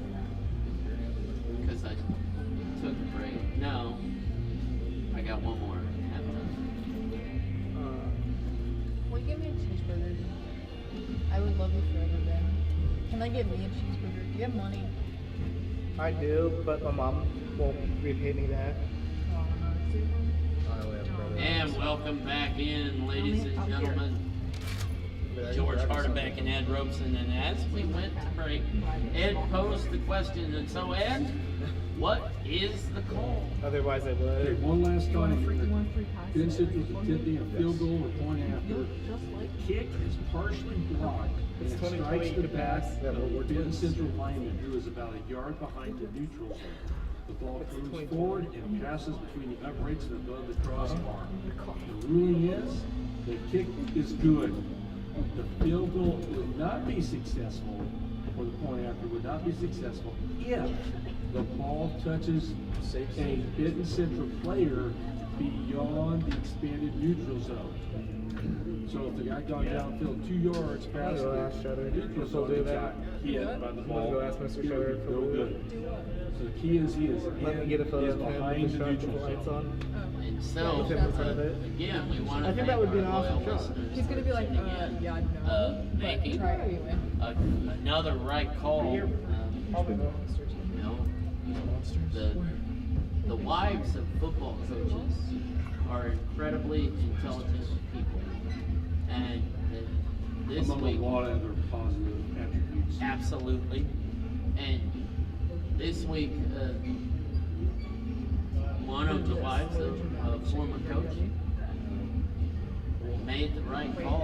So, you know, obviously, they've learned a lot over the years, just having to put up with interesting individual coaches. You know, it's not always easy, and that's just it. When it comes down to coaching in general, you know, it's not just a coach. It's the entire family that's part of what is going on. The understanding that happens at home is incredible. So, you know, a little shout out to the families of the coaches. Right now, Benton Central in a dogfight. It's been a while since they've been in a dogfight with the Knights. 21-12 is our score with 4 minutes to go. And a lot of Hoosier Conference matchups tonight. Western at halftime is up on Tipton 28-14. We obviously thank the athletic director at Western, Mr. Josh Barsh. We thank him for the information. Ed, any other scores? I believe you had an update on West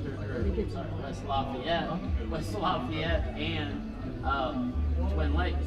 It was at one point 14 all, and then apparently West Lafayette said, wait a minute, we're West Lafayette, we're staying great, and Twin Lakes is not. And very quickly became 35-14, so Red Devils are ahead, looking to wrap up a division title heading into next week. Also of local interest, McCutcheon, who's had a rough year, taking some of that out on Muncie Central. The Mavs are up 28-0. Harrison is up 42-0. I'm not sure who they're playing. Clinton Prairie is up on Indianapolis Manual up 27-7. Still starting to finish out the first half. Not scores. 2 weeks by Bison. So I've been trying to get all the money that people don't just random guys. He's like, I knocked down all the water for them. Our score here is 21-12, and if you're Benton, Central, what adjustments do you make at halftime? I'm not sure. Defensively, you got to continue to get pressure. So I go tell There them with 4 guys. And the thing is, if they go laser, you may have to discipline your ends a little bit more to stay outside and force him up the middle. Now, Parrott, you already talked about how he's not happy. It So disconnected you when I can was kind like, of get your ends up inside the tackles and he force swapped them. Parrott out. I'm so tempted to get a photo of Beamer and his boyfriend kissing just to put it in the yearbook and piss people off. Number 2, think about being in that underground squad. Yeah. And how Him and his boyfriend how can you get this kissing out? Just, I imagine you're going to bounce we can't do that front. because we're not supposed to be doing any And PDA and COVID stuff. Dang it. Just to piss people off. Yeah, I know. Before COVID stuff, I had this my girlfriend in Paula, and she got so mad. She was like, you can't do that. Well, there was a couple right next to us. It was like, excuse me, calling us out. As long as you're not affecting me with it, I don't care. Play hard. I mean, obviously, one Just don't let it affect me. is the guy that just is be solid on that kick. Sir, type thing. He's probably going to switch the cameras. And take away that onside kick and force him to kick it deep. But, yeah. Holden Dino, he's done a nice job returning from that. But he didn't kick it. So, I'm so glad I didn't put it on the joys of trying to find people. Play hard, but don't give up a cheap 15-yarder that could set up a cheap touchdown for Central Catholic, especially in the third quarter. So, we will be back with the start of the third quarter. You're listening to Benton Central Football on 98 Gold, WIBN. That's Sundays. I get Sunday. You need good jobs. This is my first day. First day of the mill. Try to get Sunday. You look like a fool. Who looks like a fool? You look like a fool. Stop it.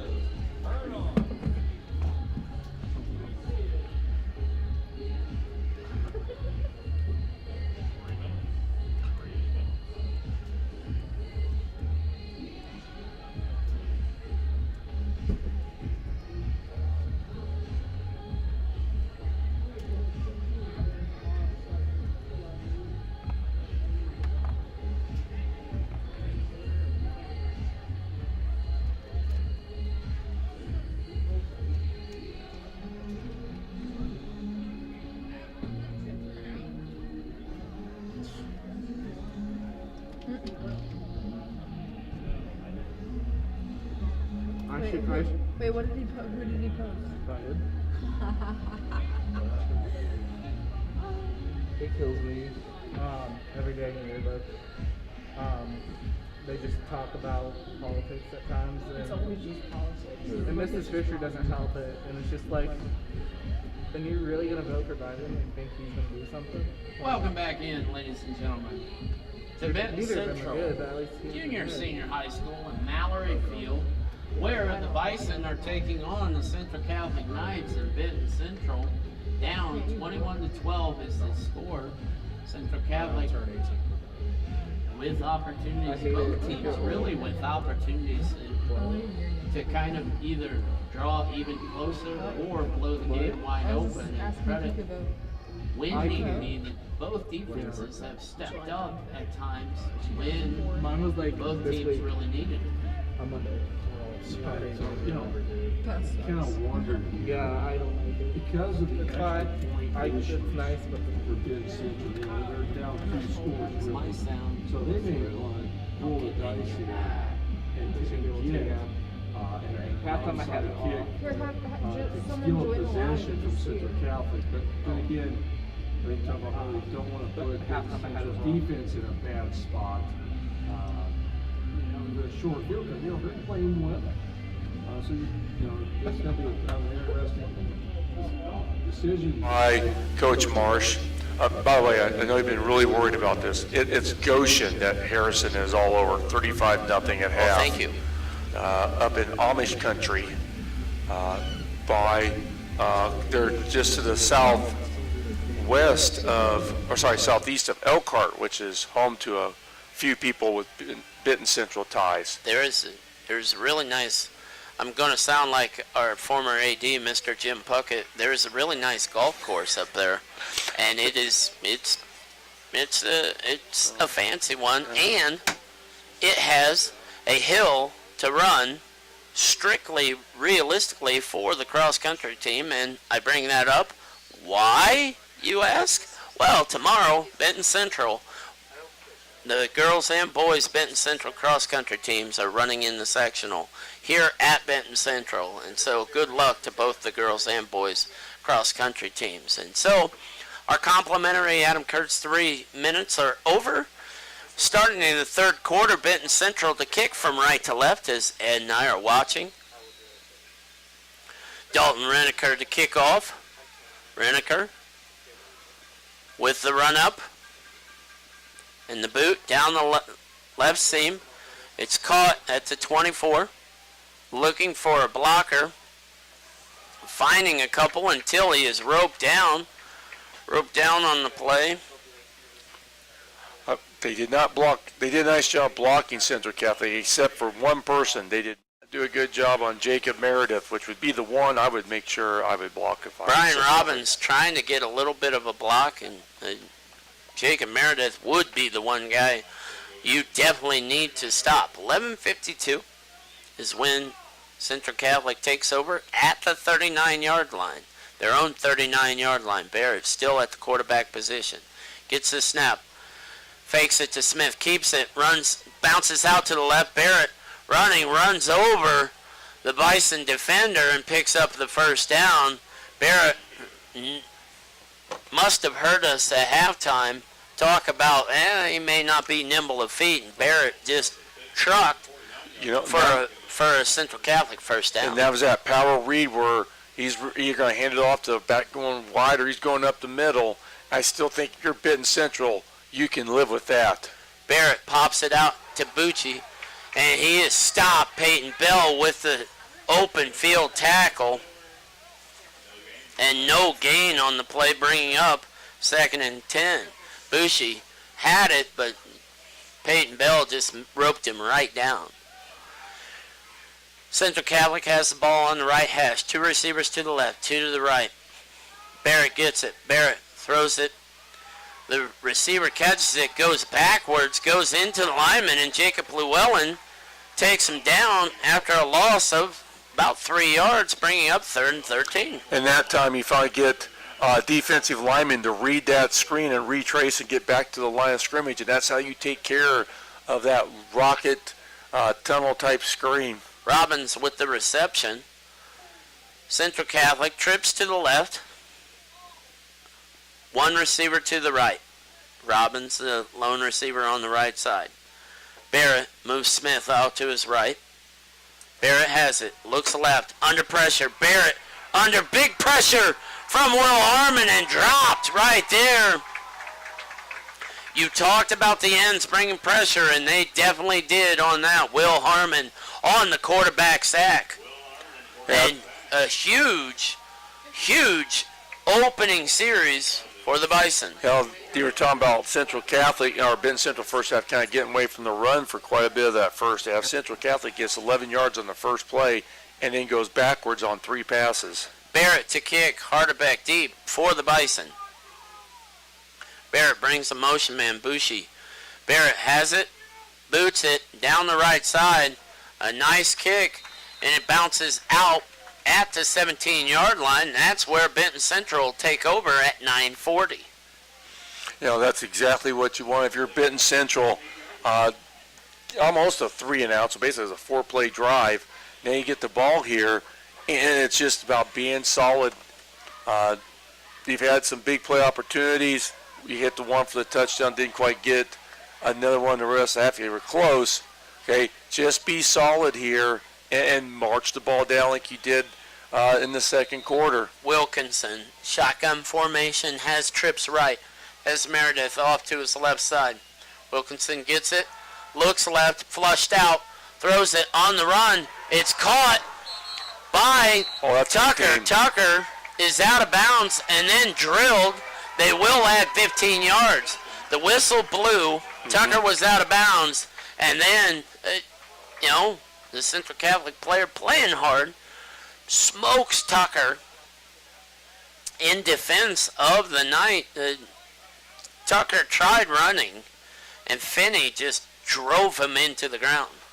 I disagree with this because of the whistle. They're waving it off. I heard the whistle up here, and then there was a tackle. If you take away the whistle, I can see a play on. But it was whistle, a count, and then the tackle. But then again, still first down. When the whistle, it was the first down. Benton Central up to the 33-yard line. Wilkinson brings motion to Bell.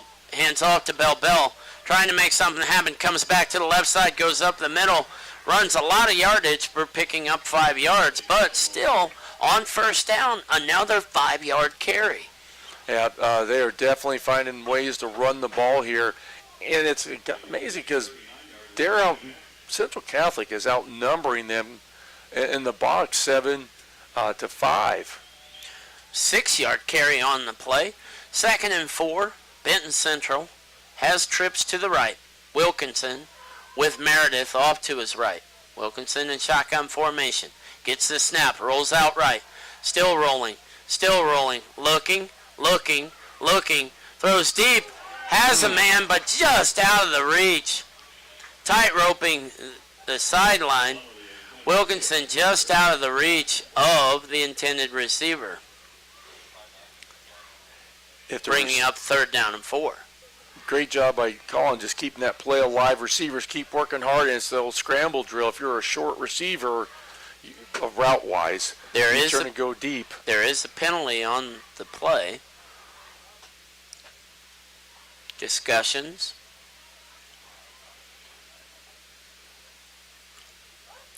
And now the call.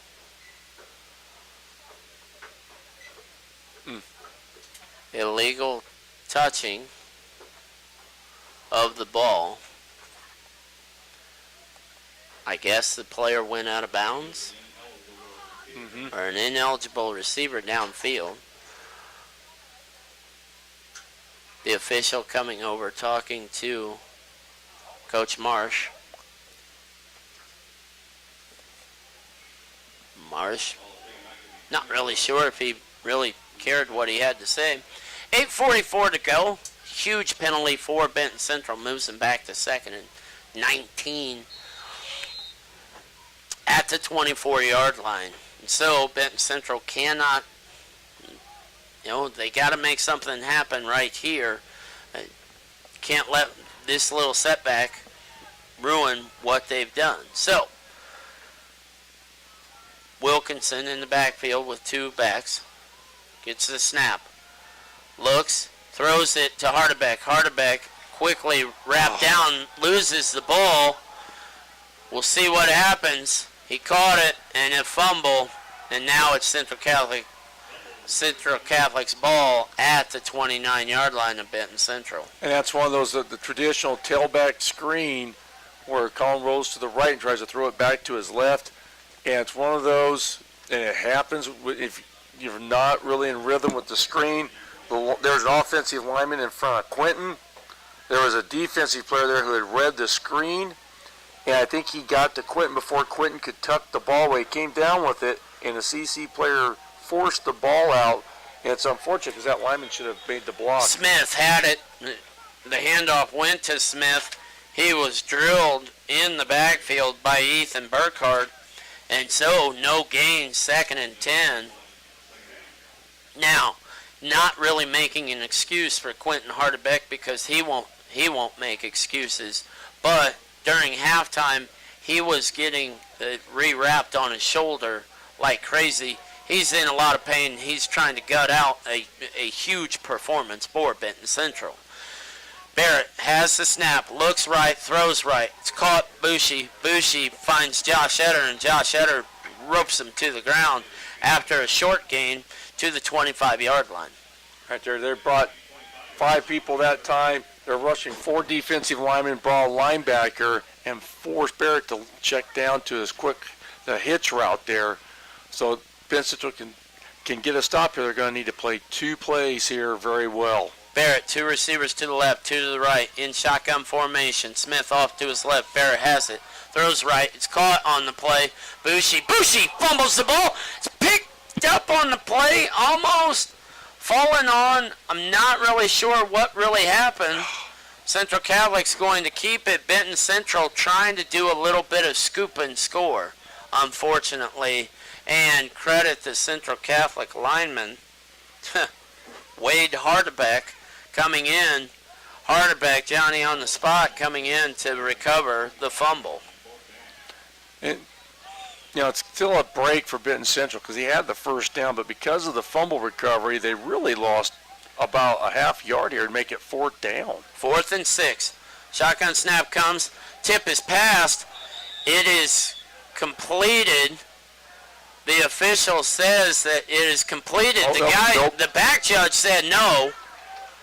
The back judge says no. He's saying it hit the ground. The front official says the front official still wanted it to count as a completed pass. And the tough part was he saw the tip and he was signaling the tip, and I don't think saw what happened. No. He just assumed it was a completed pass. Oh. But there was enough communication where the back judge said, I got you. It hit the ground. So once again, Benton Central defensively gets a big stop. Credit to defensive line again for the tip pass. So, Benton Central, 21-12 is our score, 6:41 to go here in the 3rd quarter. Wilkinson has Meredith off to his right, trips right. Wilkinson has it. Dancing in the backfield, throws it. It almost caught by Justin Tucker. There is going to be a penalty on the play. There will be pass interference. I think they caught the corner sliding his arm in and hooking Justin before the ball got there. So, pass interference on the play. So, Benton Central with another first down via the Central Catholic penalty, and that is easily 3 first downs picked up by the Bison by penalty. Brings it up to the 40-yard line of the Bison. Benton Central, 2 receivers to the left, 2 to the right. The Bell brothers on the left side. Wilkinson gets it. Flushed out to the right. Throws on the run. It's caught. Hardebeck catches it. Picks up about 6 yards. Almost 7. He caught that on his knees, got up, and gained 2 yards, and they gave him the 2 yards. So, second down and a short 4, if you will. 6:04 to go Here in the third quarter, Benton Central on the move. Benton Central sends trips out to the left. Meredith off to the left of Wilkinson. False start, Benton Central. And just bit of an error by the second receiver on the left side. Something that he may not have even been involved in the play. And it's the famous receivers should never have a legal procedure on them. Watch the ball. You don't need to know the cadence. 2nd and 9 from the 41-yard line. Benton Central needs to get up to the 50-yard line to pick up the first down. 5:30 to go. 21-12 is our score. Benton Central has trips out to the left. Shotgun snap, rolls to the left. Under pressure, Wilkinson pushes his lineman to go, pushing people as much as he can, gets up to the 45-yard line where it'll be a manageable 5 yards to go. Yeah, nice job by Colin recognizing the pressure, finding a hole, and yeah, it's kind of tough for a lineman. You know, they're pass blocking, they got their back to the quarterback and not know that he's scrambling. But here we go. You got 2 plays to get 5 yards. 3rd and 5 for Benton Central. They move. They're on the left side of the field. Move trips to the right. Wilkinson gets it, fakes it, throws it. That's BI. And the ball is incomplete. Wow. And the Parker Bell was interfered to begin with, and then as he was down on his knees, a linebacker came sprinting back for the Knights and knees him right in the head, right in the face mask. Nothing was called. Incomplete pass, 4th down and 5. Yeah, that's a tough break for Benton Central. I'm sure the Central Catholic fans would say that kind of evens some things out, because I'm sure those pass interference calls, they were questioning quite a bit. So we'll see how Benton Central does on this punt. Punt formation, the kick is away. It was a low line drive, but gets down to the 30-yard line. With a break in the action, we'll take a break in the action. You're listening to Benton Central Football on 98 Gold WIBN.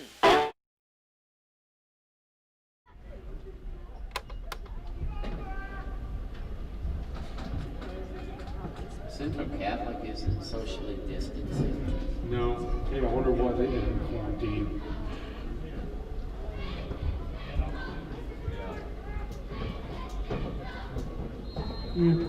Wow.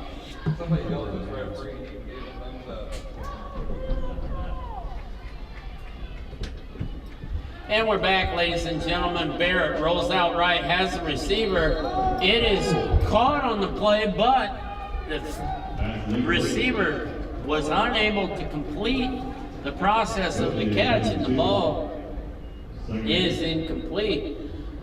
Thankfully, the Benton Central sideline opened up, parted the sea to say, hey, please look at the receiver who didn't catch the ball, and the official goes, oh, okay, incomplete pass. So, brings up 2nd down. Barrett with trips out to his right. Almost gets Benton Central to jump off. It's, I believe Mazer now has taken Barrett's spot. Pitch and catch on the left side is caught for a 1st down. Brought down on the play is Regich. And basically right there, the coaching staff, Central Catholic, saw Benton Central blitzing, and he threw it right over the blitz on a quick slant. Hand off to Smith, and he's buried for no gain. Credit to front 4 for the Bison along with the linebackers. They've done a fantastic job all night long. Burkhart, Harmon, Llewellyn, just to name a few, along with Cody Reese playing through what we thought was a dislocated elbow, and credit to Bison for playing through injury. 2nd down and 10. Snap comes, roll out his left, and the keeper, but nobody stopped Mr. Meredith, and Mr. Meredith drives Mazer into the ground for a gigantic loss. Shot out of a cannon. It was like a quarterback sweep to the left, and the running back just didn't get going. Held him up and allowed Jacob to scrape into that gap and really punish Mazer for trying to carry the ball. So, Central Catholic, 3rd and 13. Mazer looking, throws deep, has a man, and that, holy cow. They're going to call this penalty here. The ball was in the hands of the receiver. Both the receiver and the defensive back went up for the ball. Both of them went up for the ball at the same time. The receiver had the ball in his hands, and the safety was coming over. As the safety came over, they made contact going into each other. Foul. And so the penalty, they did not call pass interference. They called a personal foul. Now, ladies and gentlemen, here's my problem with this. The exact same situation happened just one possession ago. The Benton Central player was kneed in the head and knocked to the ground. No penalty was called. Here, two players collided in a not very violent collision, and a penalty is called. So, quarterback keeps it. Mazer runs out to the right. Blocking the back happens, and it will be called. Here's the problem. When you mess up a call and you try to make up for the previous call, you have no choice but to then continuously make up for the next call. And you make up for the next call, and you make up for the next call. Live with the call and move on. No. And so, blocking the back, Central Catholic will move back into their own territory.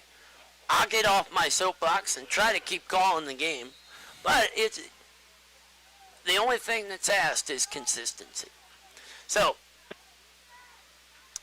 snap comes. Mazer looks, throws right, catch, on the play, trying to make a move and unable to is Robbins. Robbins has been one of the major receivers for the Knights tonight. Credit Central Catholic tossing the ball around to a number of different players, but Robbins making a number of catches. Central Catholic, 2nd and 8 after all of the craziness. Robbins gets up to the line of scrimmage.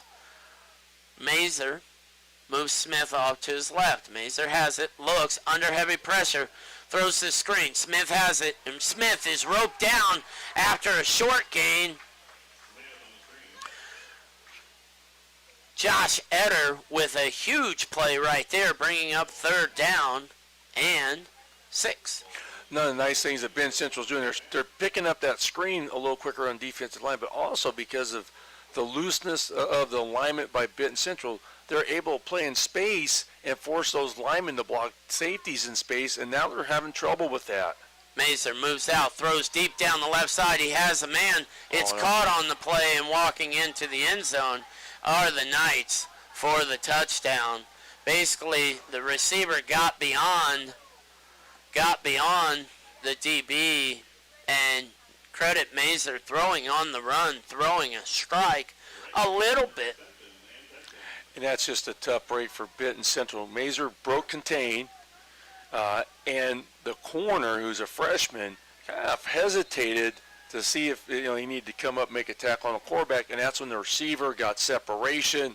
And really, it was Mazer had enough area for the receiver to make that throw. Central Catholic only had 10 players on the field, and so they call timeout to try to get obviously a big extra point, moving it you want to move it to 16 points instead of 15, because if you're Central Catholic, you're not worried about Benton Central PAT. correct. Benton Central is going to keep going for 2, and so it is. It's a tough one because do you come up and make the play, or do you stay back? Do you stay back and play defense? And when you're a freshman, that's a hard one to pass up on. I mean, it's hard for seniors at times to pass up on. I watched Tanner Johnson, to drop a name, TJ every now and then would sneak up, and that's one of the best DBs that Benton Central has had.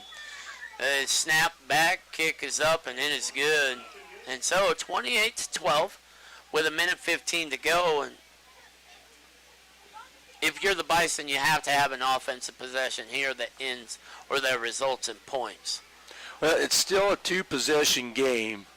And like I said, they're going for 2 off of a touchdown. So you're right. And the thing is, you want points. I mean, you're probably looking at 4 more possessions.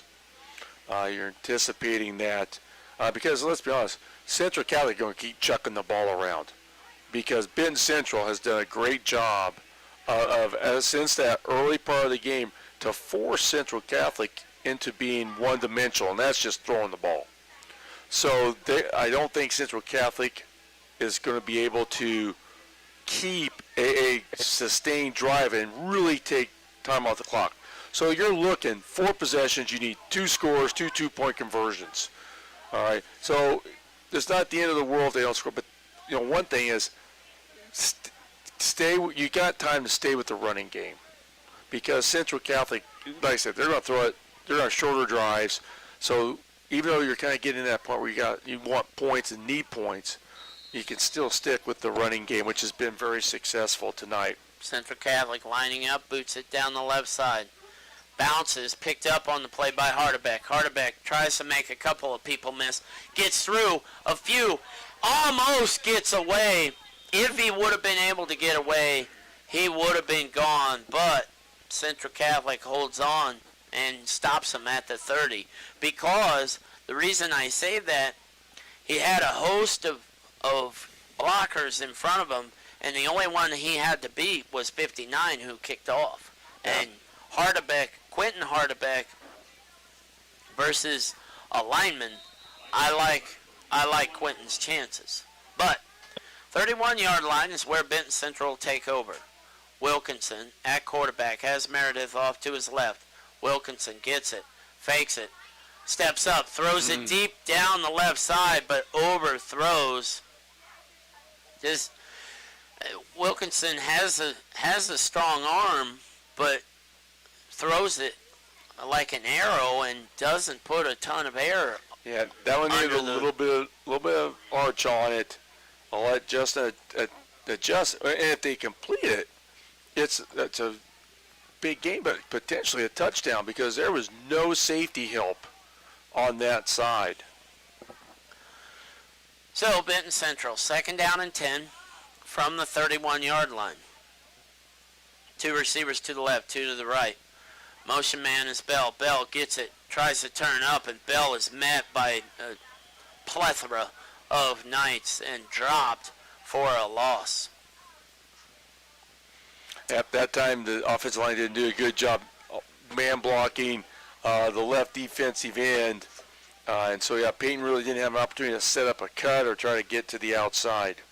And so, with time running down, Benton Central needing a big play to make it maybe 4th and manageable, but just maybe with the opportunity to flip the field. So, 3 receivers to the left. Wilkinson under heavy pressure. Wilkinson puts his head down, rolls, runs up the middle, and is tackled. Not until he gets to the 36-yard line. Decision time for the Bison going into the 4th quarter. Clock stops. Clock shouldn't have stopped. Clock should still be rolling. Benton Central's still going to take this to quarter. And so, that'll do it for the third quarter. You're listening to Benton Central Football on 98 Gold WIBN.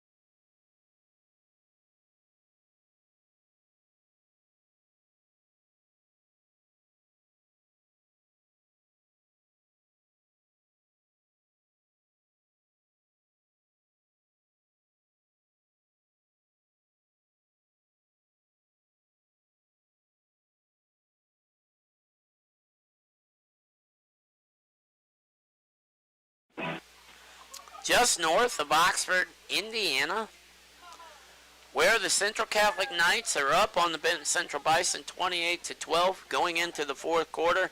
Benton Central with a major decision here. Looks like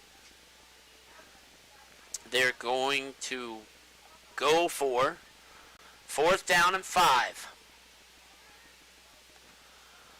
2 receivers to the left, 2 to the right. Big play here. Gigantic part of the game if you're the Bison. Plummer comes in motion. Plummer goes to the other side of the field. Hardebeck tries going where Plummer came from, and Hardebeck is brought down. Huge loss. Gigantic loss back to the 28-yard line, and if you're Benton Central, that you can't have that. Once again, they were counting on the motion clearing out that side, and it did not clear out the outside linebacker. And so, yeah, tough break for Benton Central. The defense got to be tough here and get a stop. Game's not over. So, Central Catholic with the ball at the 30-yard line. Benton Central needing a turnover right here. Trips right. Mazer, the quarterback. Mazer has Smith almost dotted behind him. Hands off to Smith. Smith with a head of steam runs up, meets Jacob Meredith. Meredith trying to punch the ball away, but is able to bring down the running back as well. Meredith had him by the waist and then was punching with his left hand, trying to punch that ball away. Now, definitely Ben Central can use a turnover here, but 4 and out works just as well. Mazer trying to get a hard count, trying to get Benton Central to jump, unable to do it. Smith dots behind Mazer. Moves off to his right, still behind him. Mazer has it, looks left, still looking left, throws it, it's incomplete. Really a play that just looked messed up from the very beginning. Dean Hart, the intended receiver. It wasn't really a screen, but the quarterback had to move and step up and threw a solid. And it benefited Ben Central. He dropped the ball just to stop the clock. So, 2 receivers to the left, 2 to the right. Mazer with it, moves Smith off to his left. Shotgun snap comes.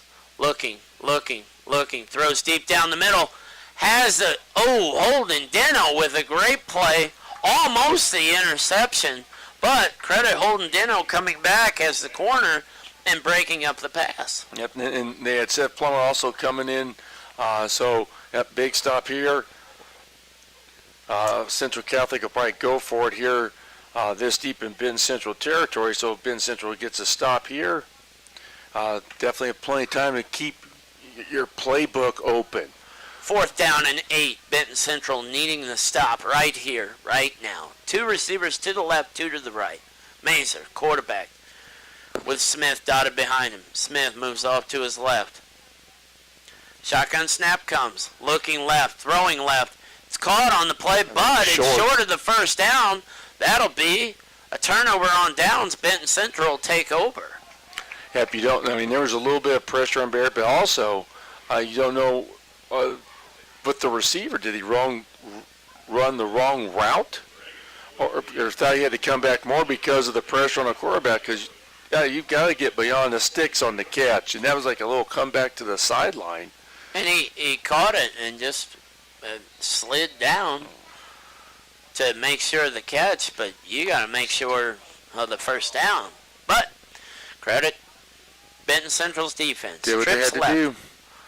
Wilkinson with it, rolls out left, still rolling, gets outside of the end, throws, caught on the play, and up for the first down is Holden Deno. Deno, great pitch and catch right there. Deno catches it and is up to the 37, 38-yard line. Nice job by the left tackle and Colin Wilkinson to be able to get outside to buy extra time for Holden to get open and also put pressure on that Central Catholic defense. Wilkinson with a real nice ball on the play. Two receivers to the left, two to the right. Wilkinson has Hardebeck back with him. Wilkinson looks, throws it out to Hardebeck. Hardebeck in space. Goes up the middle, goes back to the defensive lineman. Hardebeck trying to make something happen. Picks up about 3 or 4 yards, bringing up a second down and very manageable with 10:15 to go. Down 16 points are the Bison 28-12 here in the fourth quarter. You know, nice job there, first of all, by Colin checking down and throwing it instead of trying to force it somewhere. And I know, like, Tom Linker was one of them, but Lyman adjusting, just being a player and getting out there and blocking and allowing Quentin to get some yards there on first down. Wilkinson looks, throws it to Hardebeck. The hook and ladder to Redeker. Redeker has it. Redeker runs down the field. Redeker is down at the 5-yard line. Benton Central with the old hook and ladder right there to the lineman. Haven't seen that really since Varsity Blues. Yeah, and the wrinkle of allowing it or passing it back to the offensive lineman, which was a call of the week at one of our half times earlier this year, but definitely great play call. Now time to get it, and I know Central Catholic's going to argue that was not a lateral, but I definitely think it was. The athleticism of Hardebeck to catch it in the air and chuck it at the same time. There's a timeout on the field. It'll be a Central Catholic timeout. We'll take a timeout.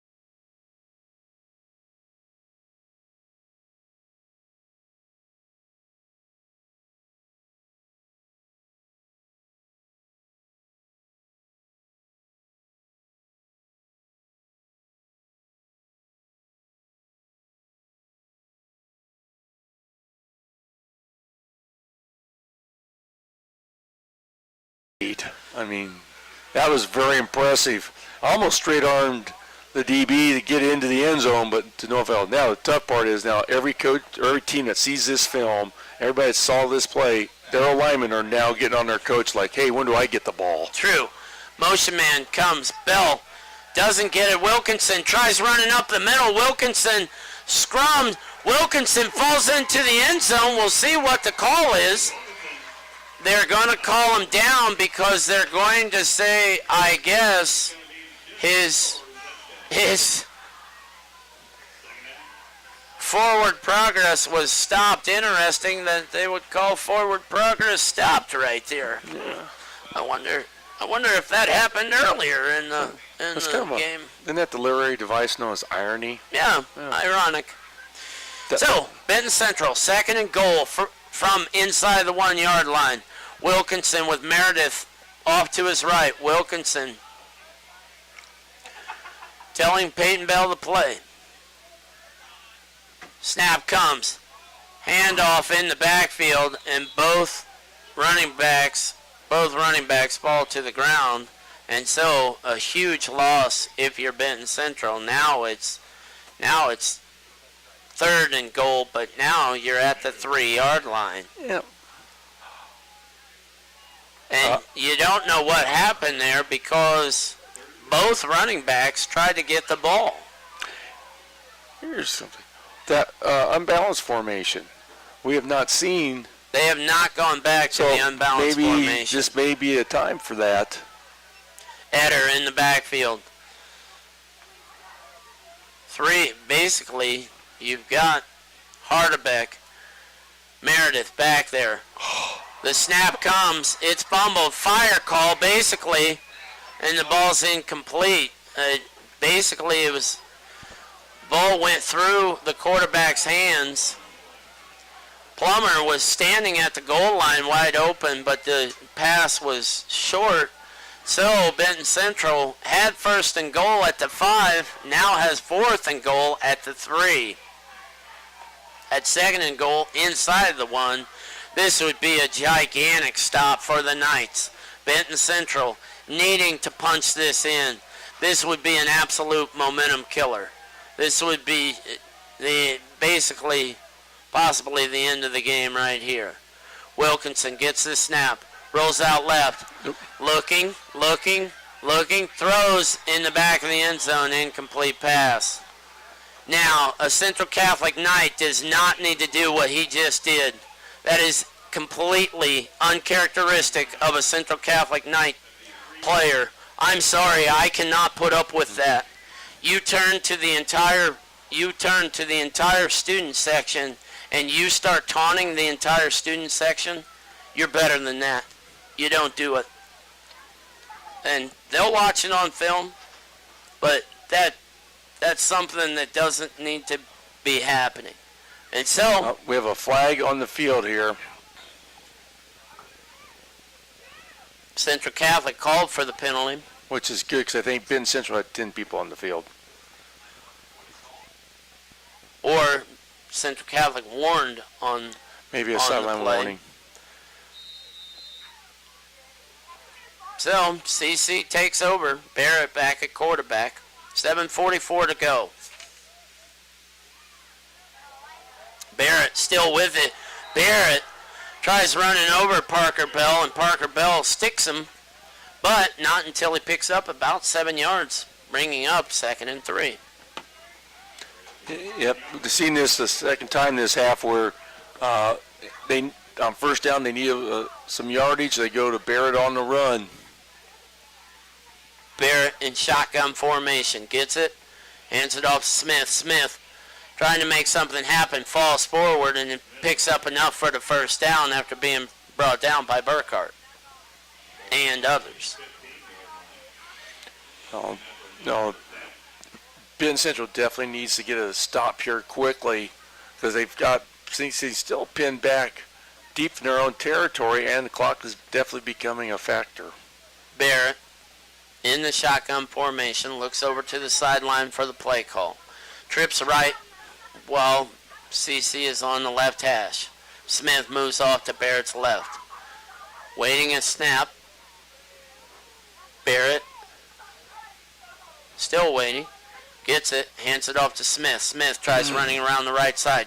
Gets the edge. Smith rumbling. Smith picks up about 12 yards and gets up to the 27-28 yard line. Another Central Catholic 1st down. Tough break for Benton Central because Parker Bell had saw a gap in between the number 3 receiver and the right tackle and knifed through there, but Smith was already past. If Parker could have made that player gone over the top of that block and could have held Central Catholic to no gain. But once again, time is becoming an issue. But credit Central Catholic, they basically bend but don't break defense, and now they're starting to run downhill. Barrett with a balanced formation, hands off to Smith. Smith makes the first man miss and then goes down. Cody Reese and others in on the tackle. Timeout. Benton Central will keep it right here. The Bison going to have to use timeouts. Really, like you said, really needing to get the stop. You know, the hook and ladder brought the enthusiasm and excitement into the crowd, but you got to finish it off. You just... And how they didn't finish off. You know, bad snap, confusion on the second down play. I mean, that's just tough to try and overcome here. But here's the thing, Benton Central, you know, they're now committed to using the timeouts. They get a stop here. I mean, they still have time. But, you know, the defense here has got to figure a way, and especially these front four who have played really well tonight.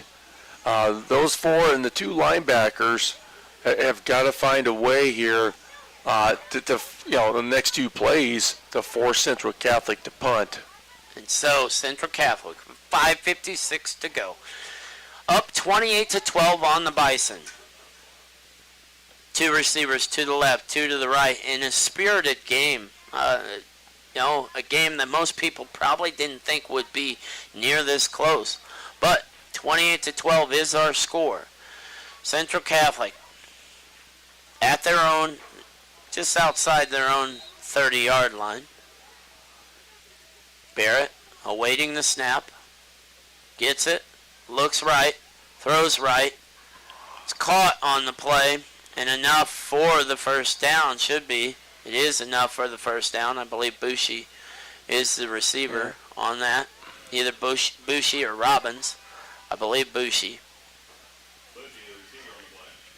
But enough for the first down. And right here, like if you're Benton Central, you almost got to take a risk. Sell out for the run, and you know, take risks of not allowing any short passes to occur and see what you can do. So, two receivers to the left, two to the right.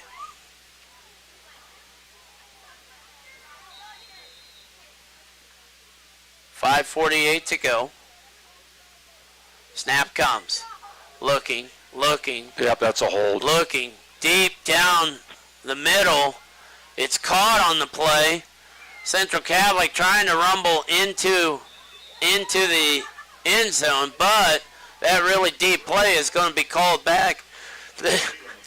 Cody Reese was tackled, did a somersault to try to get to the quarterback, and the penalty was called and moved Central Catholic back. 5:32 to go. Big play if you're both teams, because Central Catholic made the huge pass down the field, and it was completed to Regich, and Regich, you know, had gotten inside the 10-yard line. Thankfully for the Bison, with 5:32 to go, it's now moved back to the 25-yard line. First and Otterman to go.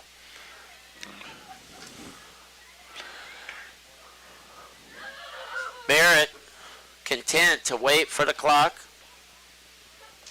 to roll down. Still 10 seconds on the play clock. 5:15 to go. Barrett talks to his lineman. Gets the snap. Looks under pressure, and he's drilled. He is drilled on the play and dropped. It was one of those things. Jacob Llewellyn shot out of a cannon. If you're Benton Central, do you take a timeout right here to stop the clock? Well, you're going to take one either after this one, or it looks like they're just going to wait and get the stop on third down here. It looked like Barrett was just going to throw a little swing route to the running back. For some reason, held it, and at about that time, Llewellyn delivered a shot on Barrett. Barrett with Smith off to his left, second and Berrydale to go. Waiting the shotgun snap, gets it quickly out to the right. Meredith has the receiver in his arms and drops him. Now that timeout by the Bison. Benton Central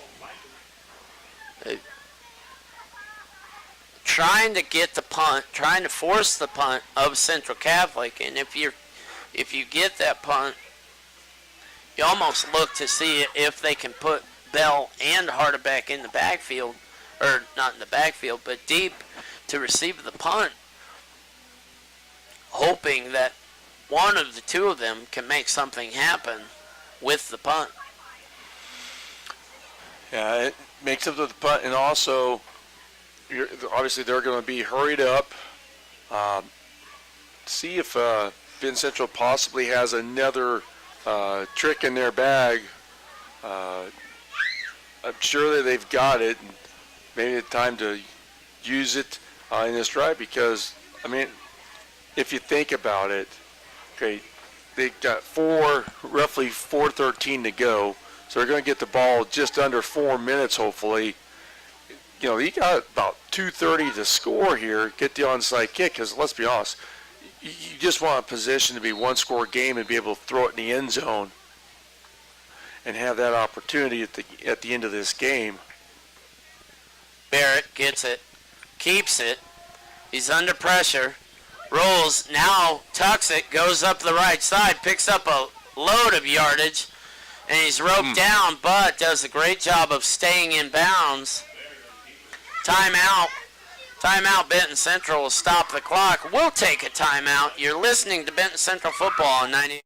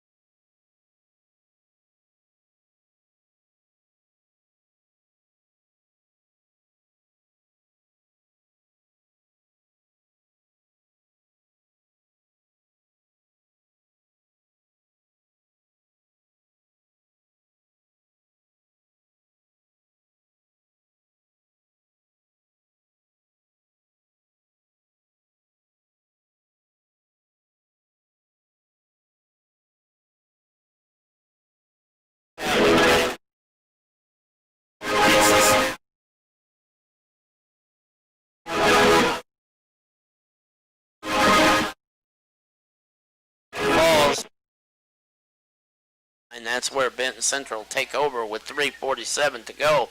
And if you're Benton Central, you got to make something happen right now. Yeah, you know, they've got to stay away from the mistakes and be as efficient as possible. Use the sideline, use the first downs. And, you know, like I said, they've been able to make some plays. They've also had some plays on the table there. So Benton Central's not out of it yet. Two receivers to the left, two receivers to the right. Hardebeck in the backfield with Wilkinson. Wilkinson under heavy pressure, steps up, throws it low. It's incomplete. Brings up second down. Yeah, and that's okay. It would have been about a 5-yard completion, and the clock would have been running. So it's okay that it's an incomplete pass. Still have 3 downs to get this first down. 3:41 to go. 28-12 is our score. Benton Central has trips left. Wilkinson rolls left, steps up, throws. Heck of a catch on the play.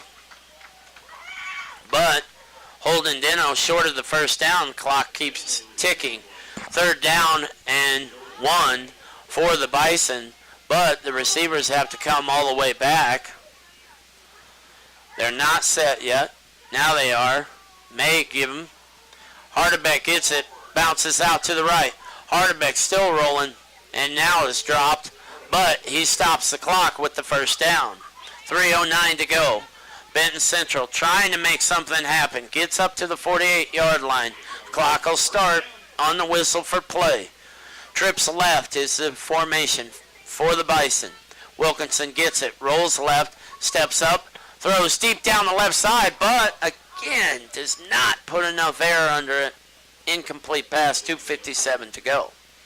Now, it's pretty well covered, that wheel route concept of it. You're right, a little more arc on it.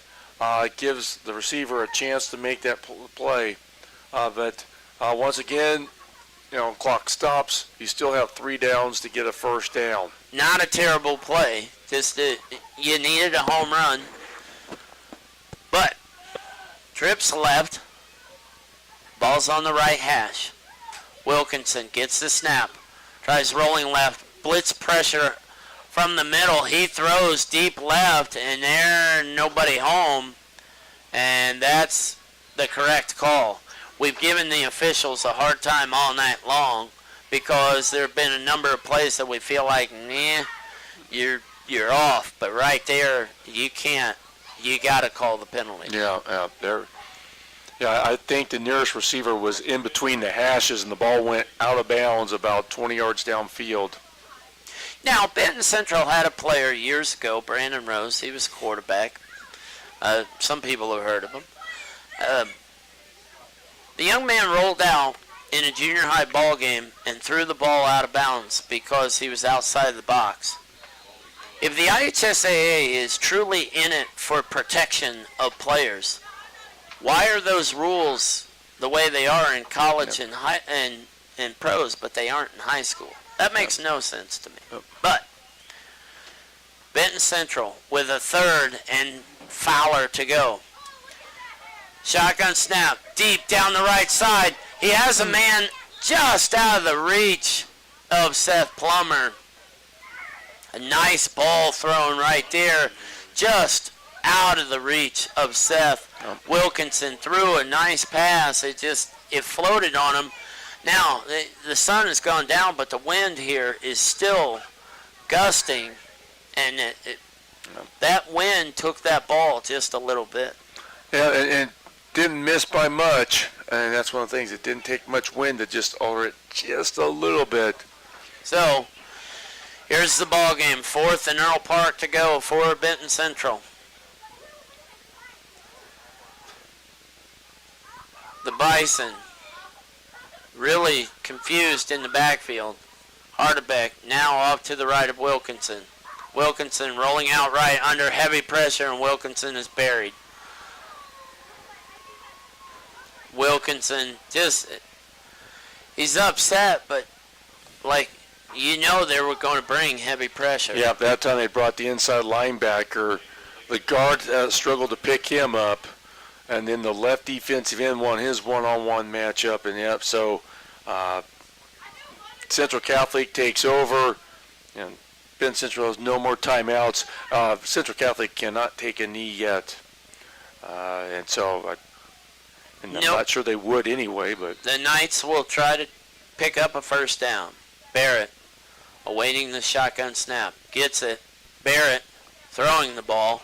Barrett throws incomplete. I'm sorry, but what are you doing? This is their MO. Dude, but this is the only shot Benton Central has to get back in the ball game is if the clock doesn't run too much. You're exactly right. Why would you keep throwing? Or downfield. It's bubble screen kind of action maybe, but Barrett gets the snap, keeps it, rolls out left. Barrett tackled on the play by Parker Bell. That right there makes perfect sense. Just keep it in your quarterback's hands. Your quarterback is easily one of the biggest people out there. Right. Just keep it in his hands. He'll pick up some yardage. He'll run east and west, waste some time. No, nothing hurt. Yep. So, 2 minutes to go in the game. 15 seconds on the play clock. Barrett wisely, and Barrett has done this the last couple of possessions. He has really watched the play clock and done a fantastic job. Barrett gets the snap, looks, throws the quick screen out to the right, and Benton Central defends it well. Benton Central ropes him down, Hardebeck on the tackle. 30 seconds to go on the play clock right now. And this 4th down and 11 is going to happen at about 1 minute. So, Benton Central, unless Central Catholic can pick up the first down, Benton Central will get the ball back with just under a minute to go. The Knights looking for their play. Get it. Next week will be the crossover games between the west and east of the west and east sides of the Hoosier Conference. Benton Central will play Northwestern. Delay a game on the play. So Central Catholic will now punt. If you're Benton Central, they are sending Hardebeck deep. I think down in distance, I think I'd sell out on this one. You're more likely to create a play by a block punt. Barrett gets it. No rush. Barrett kicks it down the right side. Hardebeck lets it bounce into the end zone. 56 seconds to go. Benton Central will take over at the 20. Again, Coach Robeson and I have been doing this, for, this football thing for quite some time, and I mean, moral victories are really like fantasy football victories. They don't really mean a whole lot. But at some point, you got to start actually winning. I mean, definitely Benton Central competed and fought. Just a few too many mistakes tonight. 2 receivers to the left, 2 to the right. Meredith off to Wilkinson's right. Wilkinson throws a deep ball down the sideline. Oh, just out of the hand. Oh, just beyond Seth Plummer.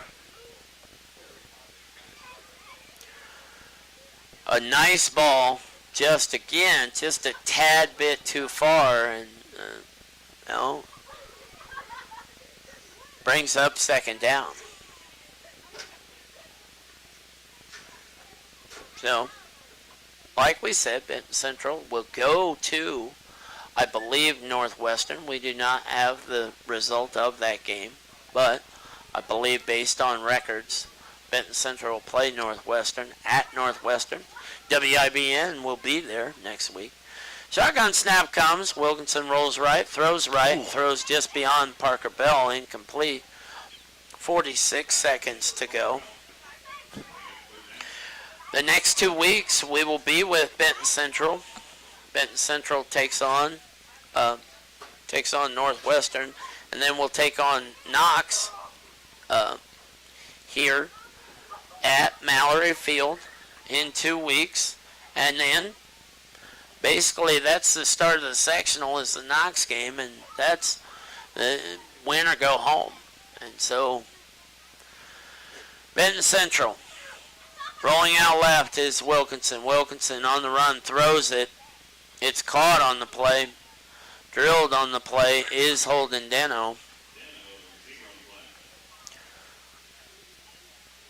Brings up 4th down. As you're talking about first down, first down. Talking about for the yardage. Sorry, there. You're good. Western defeated Tipton tonight, 42-28. A 3-way tie for the division. Heights wins the tiebreaker. Fewest points allowed. And so, congratulations, you get to play West Lafayette. Wow, interesting. Mm-hmm. So Benton Central stops the clock with downing or spiking the football. 32 seconds to go. Wilkinson in the shotgun formation. Awaiting the snap. Gets it. Looks. Flushed out right. Throws on the run. Parker Bell catches it Real nice catch, a low pass, but he does a great job of catching it and kind of lifting it off the ground, making sure to clearly show the official. Benton Central stops the clock again at the 40-yard line. 23 seconds to go. 28-12 is the score. Benton Central looking for, like we said, if Benton Central could score the touchdown, it would be that 10-point difference that John Harrell was talking about. Shotgun snap comes. Wilkinson rolls left, and throws beyond his receiver, Peyton Bell. Incomplete pass, 19 seconds to go. 2nd and 10 from the 40.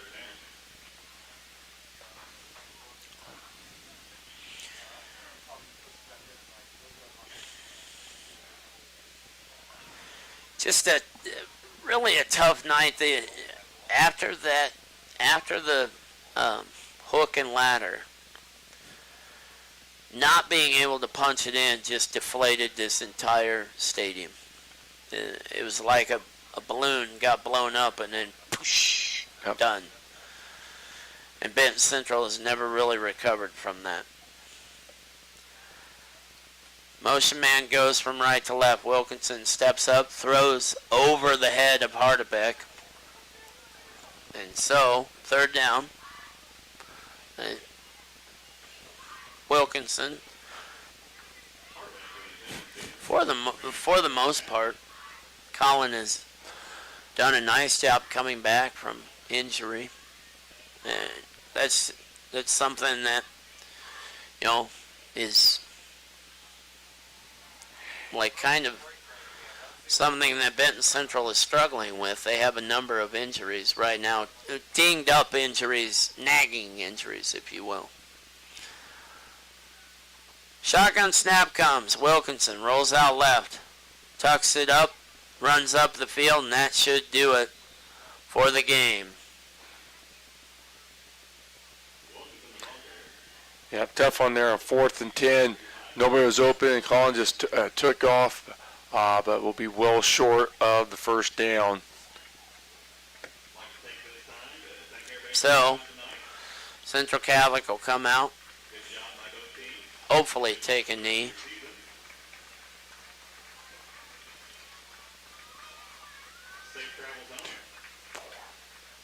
Benton Central needing a few defensive players.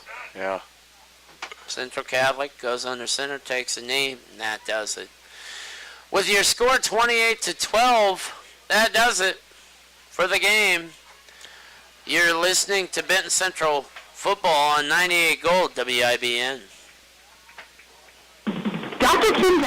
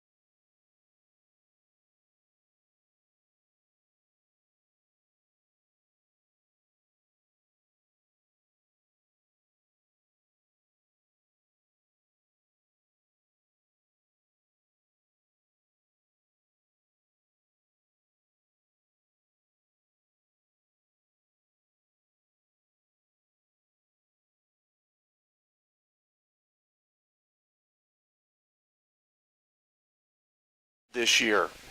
And you do some score comparison, and you got to feel good.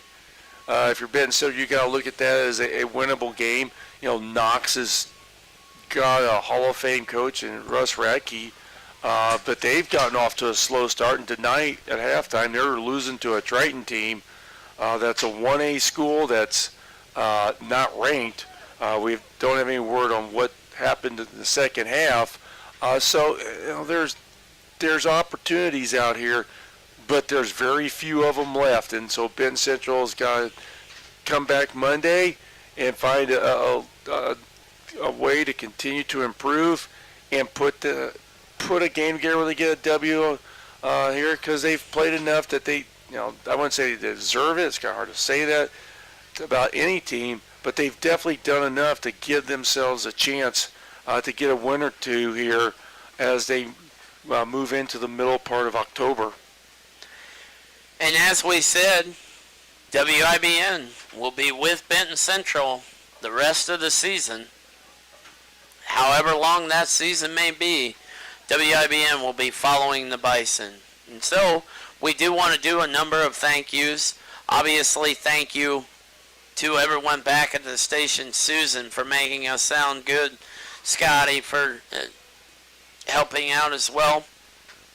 We want to thank Mr. Dan Meyer, the athletic director here at Benton Central, and the administrative team led by Mr. Corey Robb here at Benton Central. Always excellent hosts for WIBN over the years, and we thank them. We want to thank the live stream and Ben Moore and Benton Central Athletics for letting us pipe in our sound and giving a visual to what it is that Ed and I get to do. We want to thank our many sponsors. Our sponsors have been fantastic all year long, and we thank them for everything that they have done throughout the year. And finally, we want to thank you, the listener. Hopefully, you know, we've been able to bring you a little bit of normalcy in a crazy world over the last 7 weeks, and I know it has been a blast so far. And we've, like Coach Robeson said, the only thing we're guaranteed, and we aren't even guaranteed that, but the only thing guaranteed is 2 more weeks. And so, for my broadcasting partner Ed Robeson, I'm George Hardebeck. You've been listening to Benton Central Football on 98 Gold WIBN.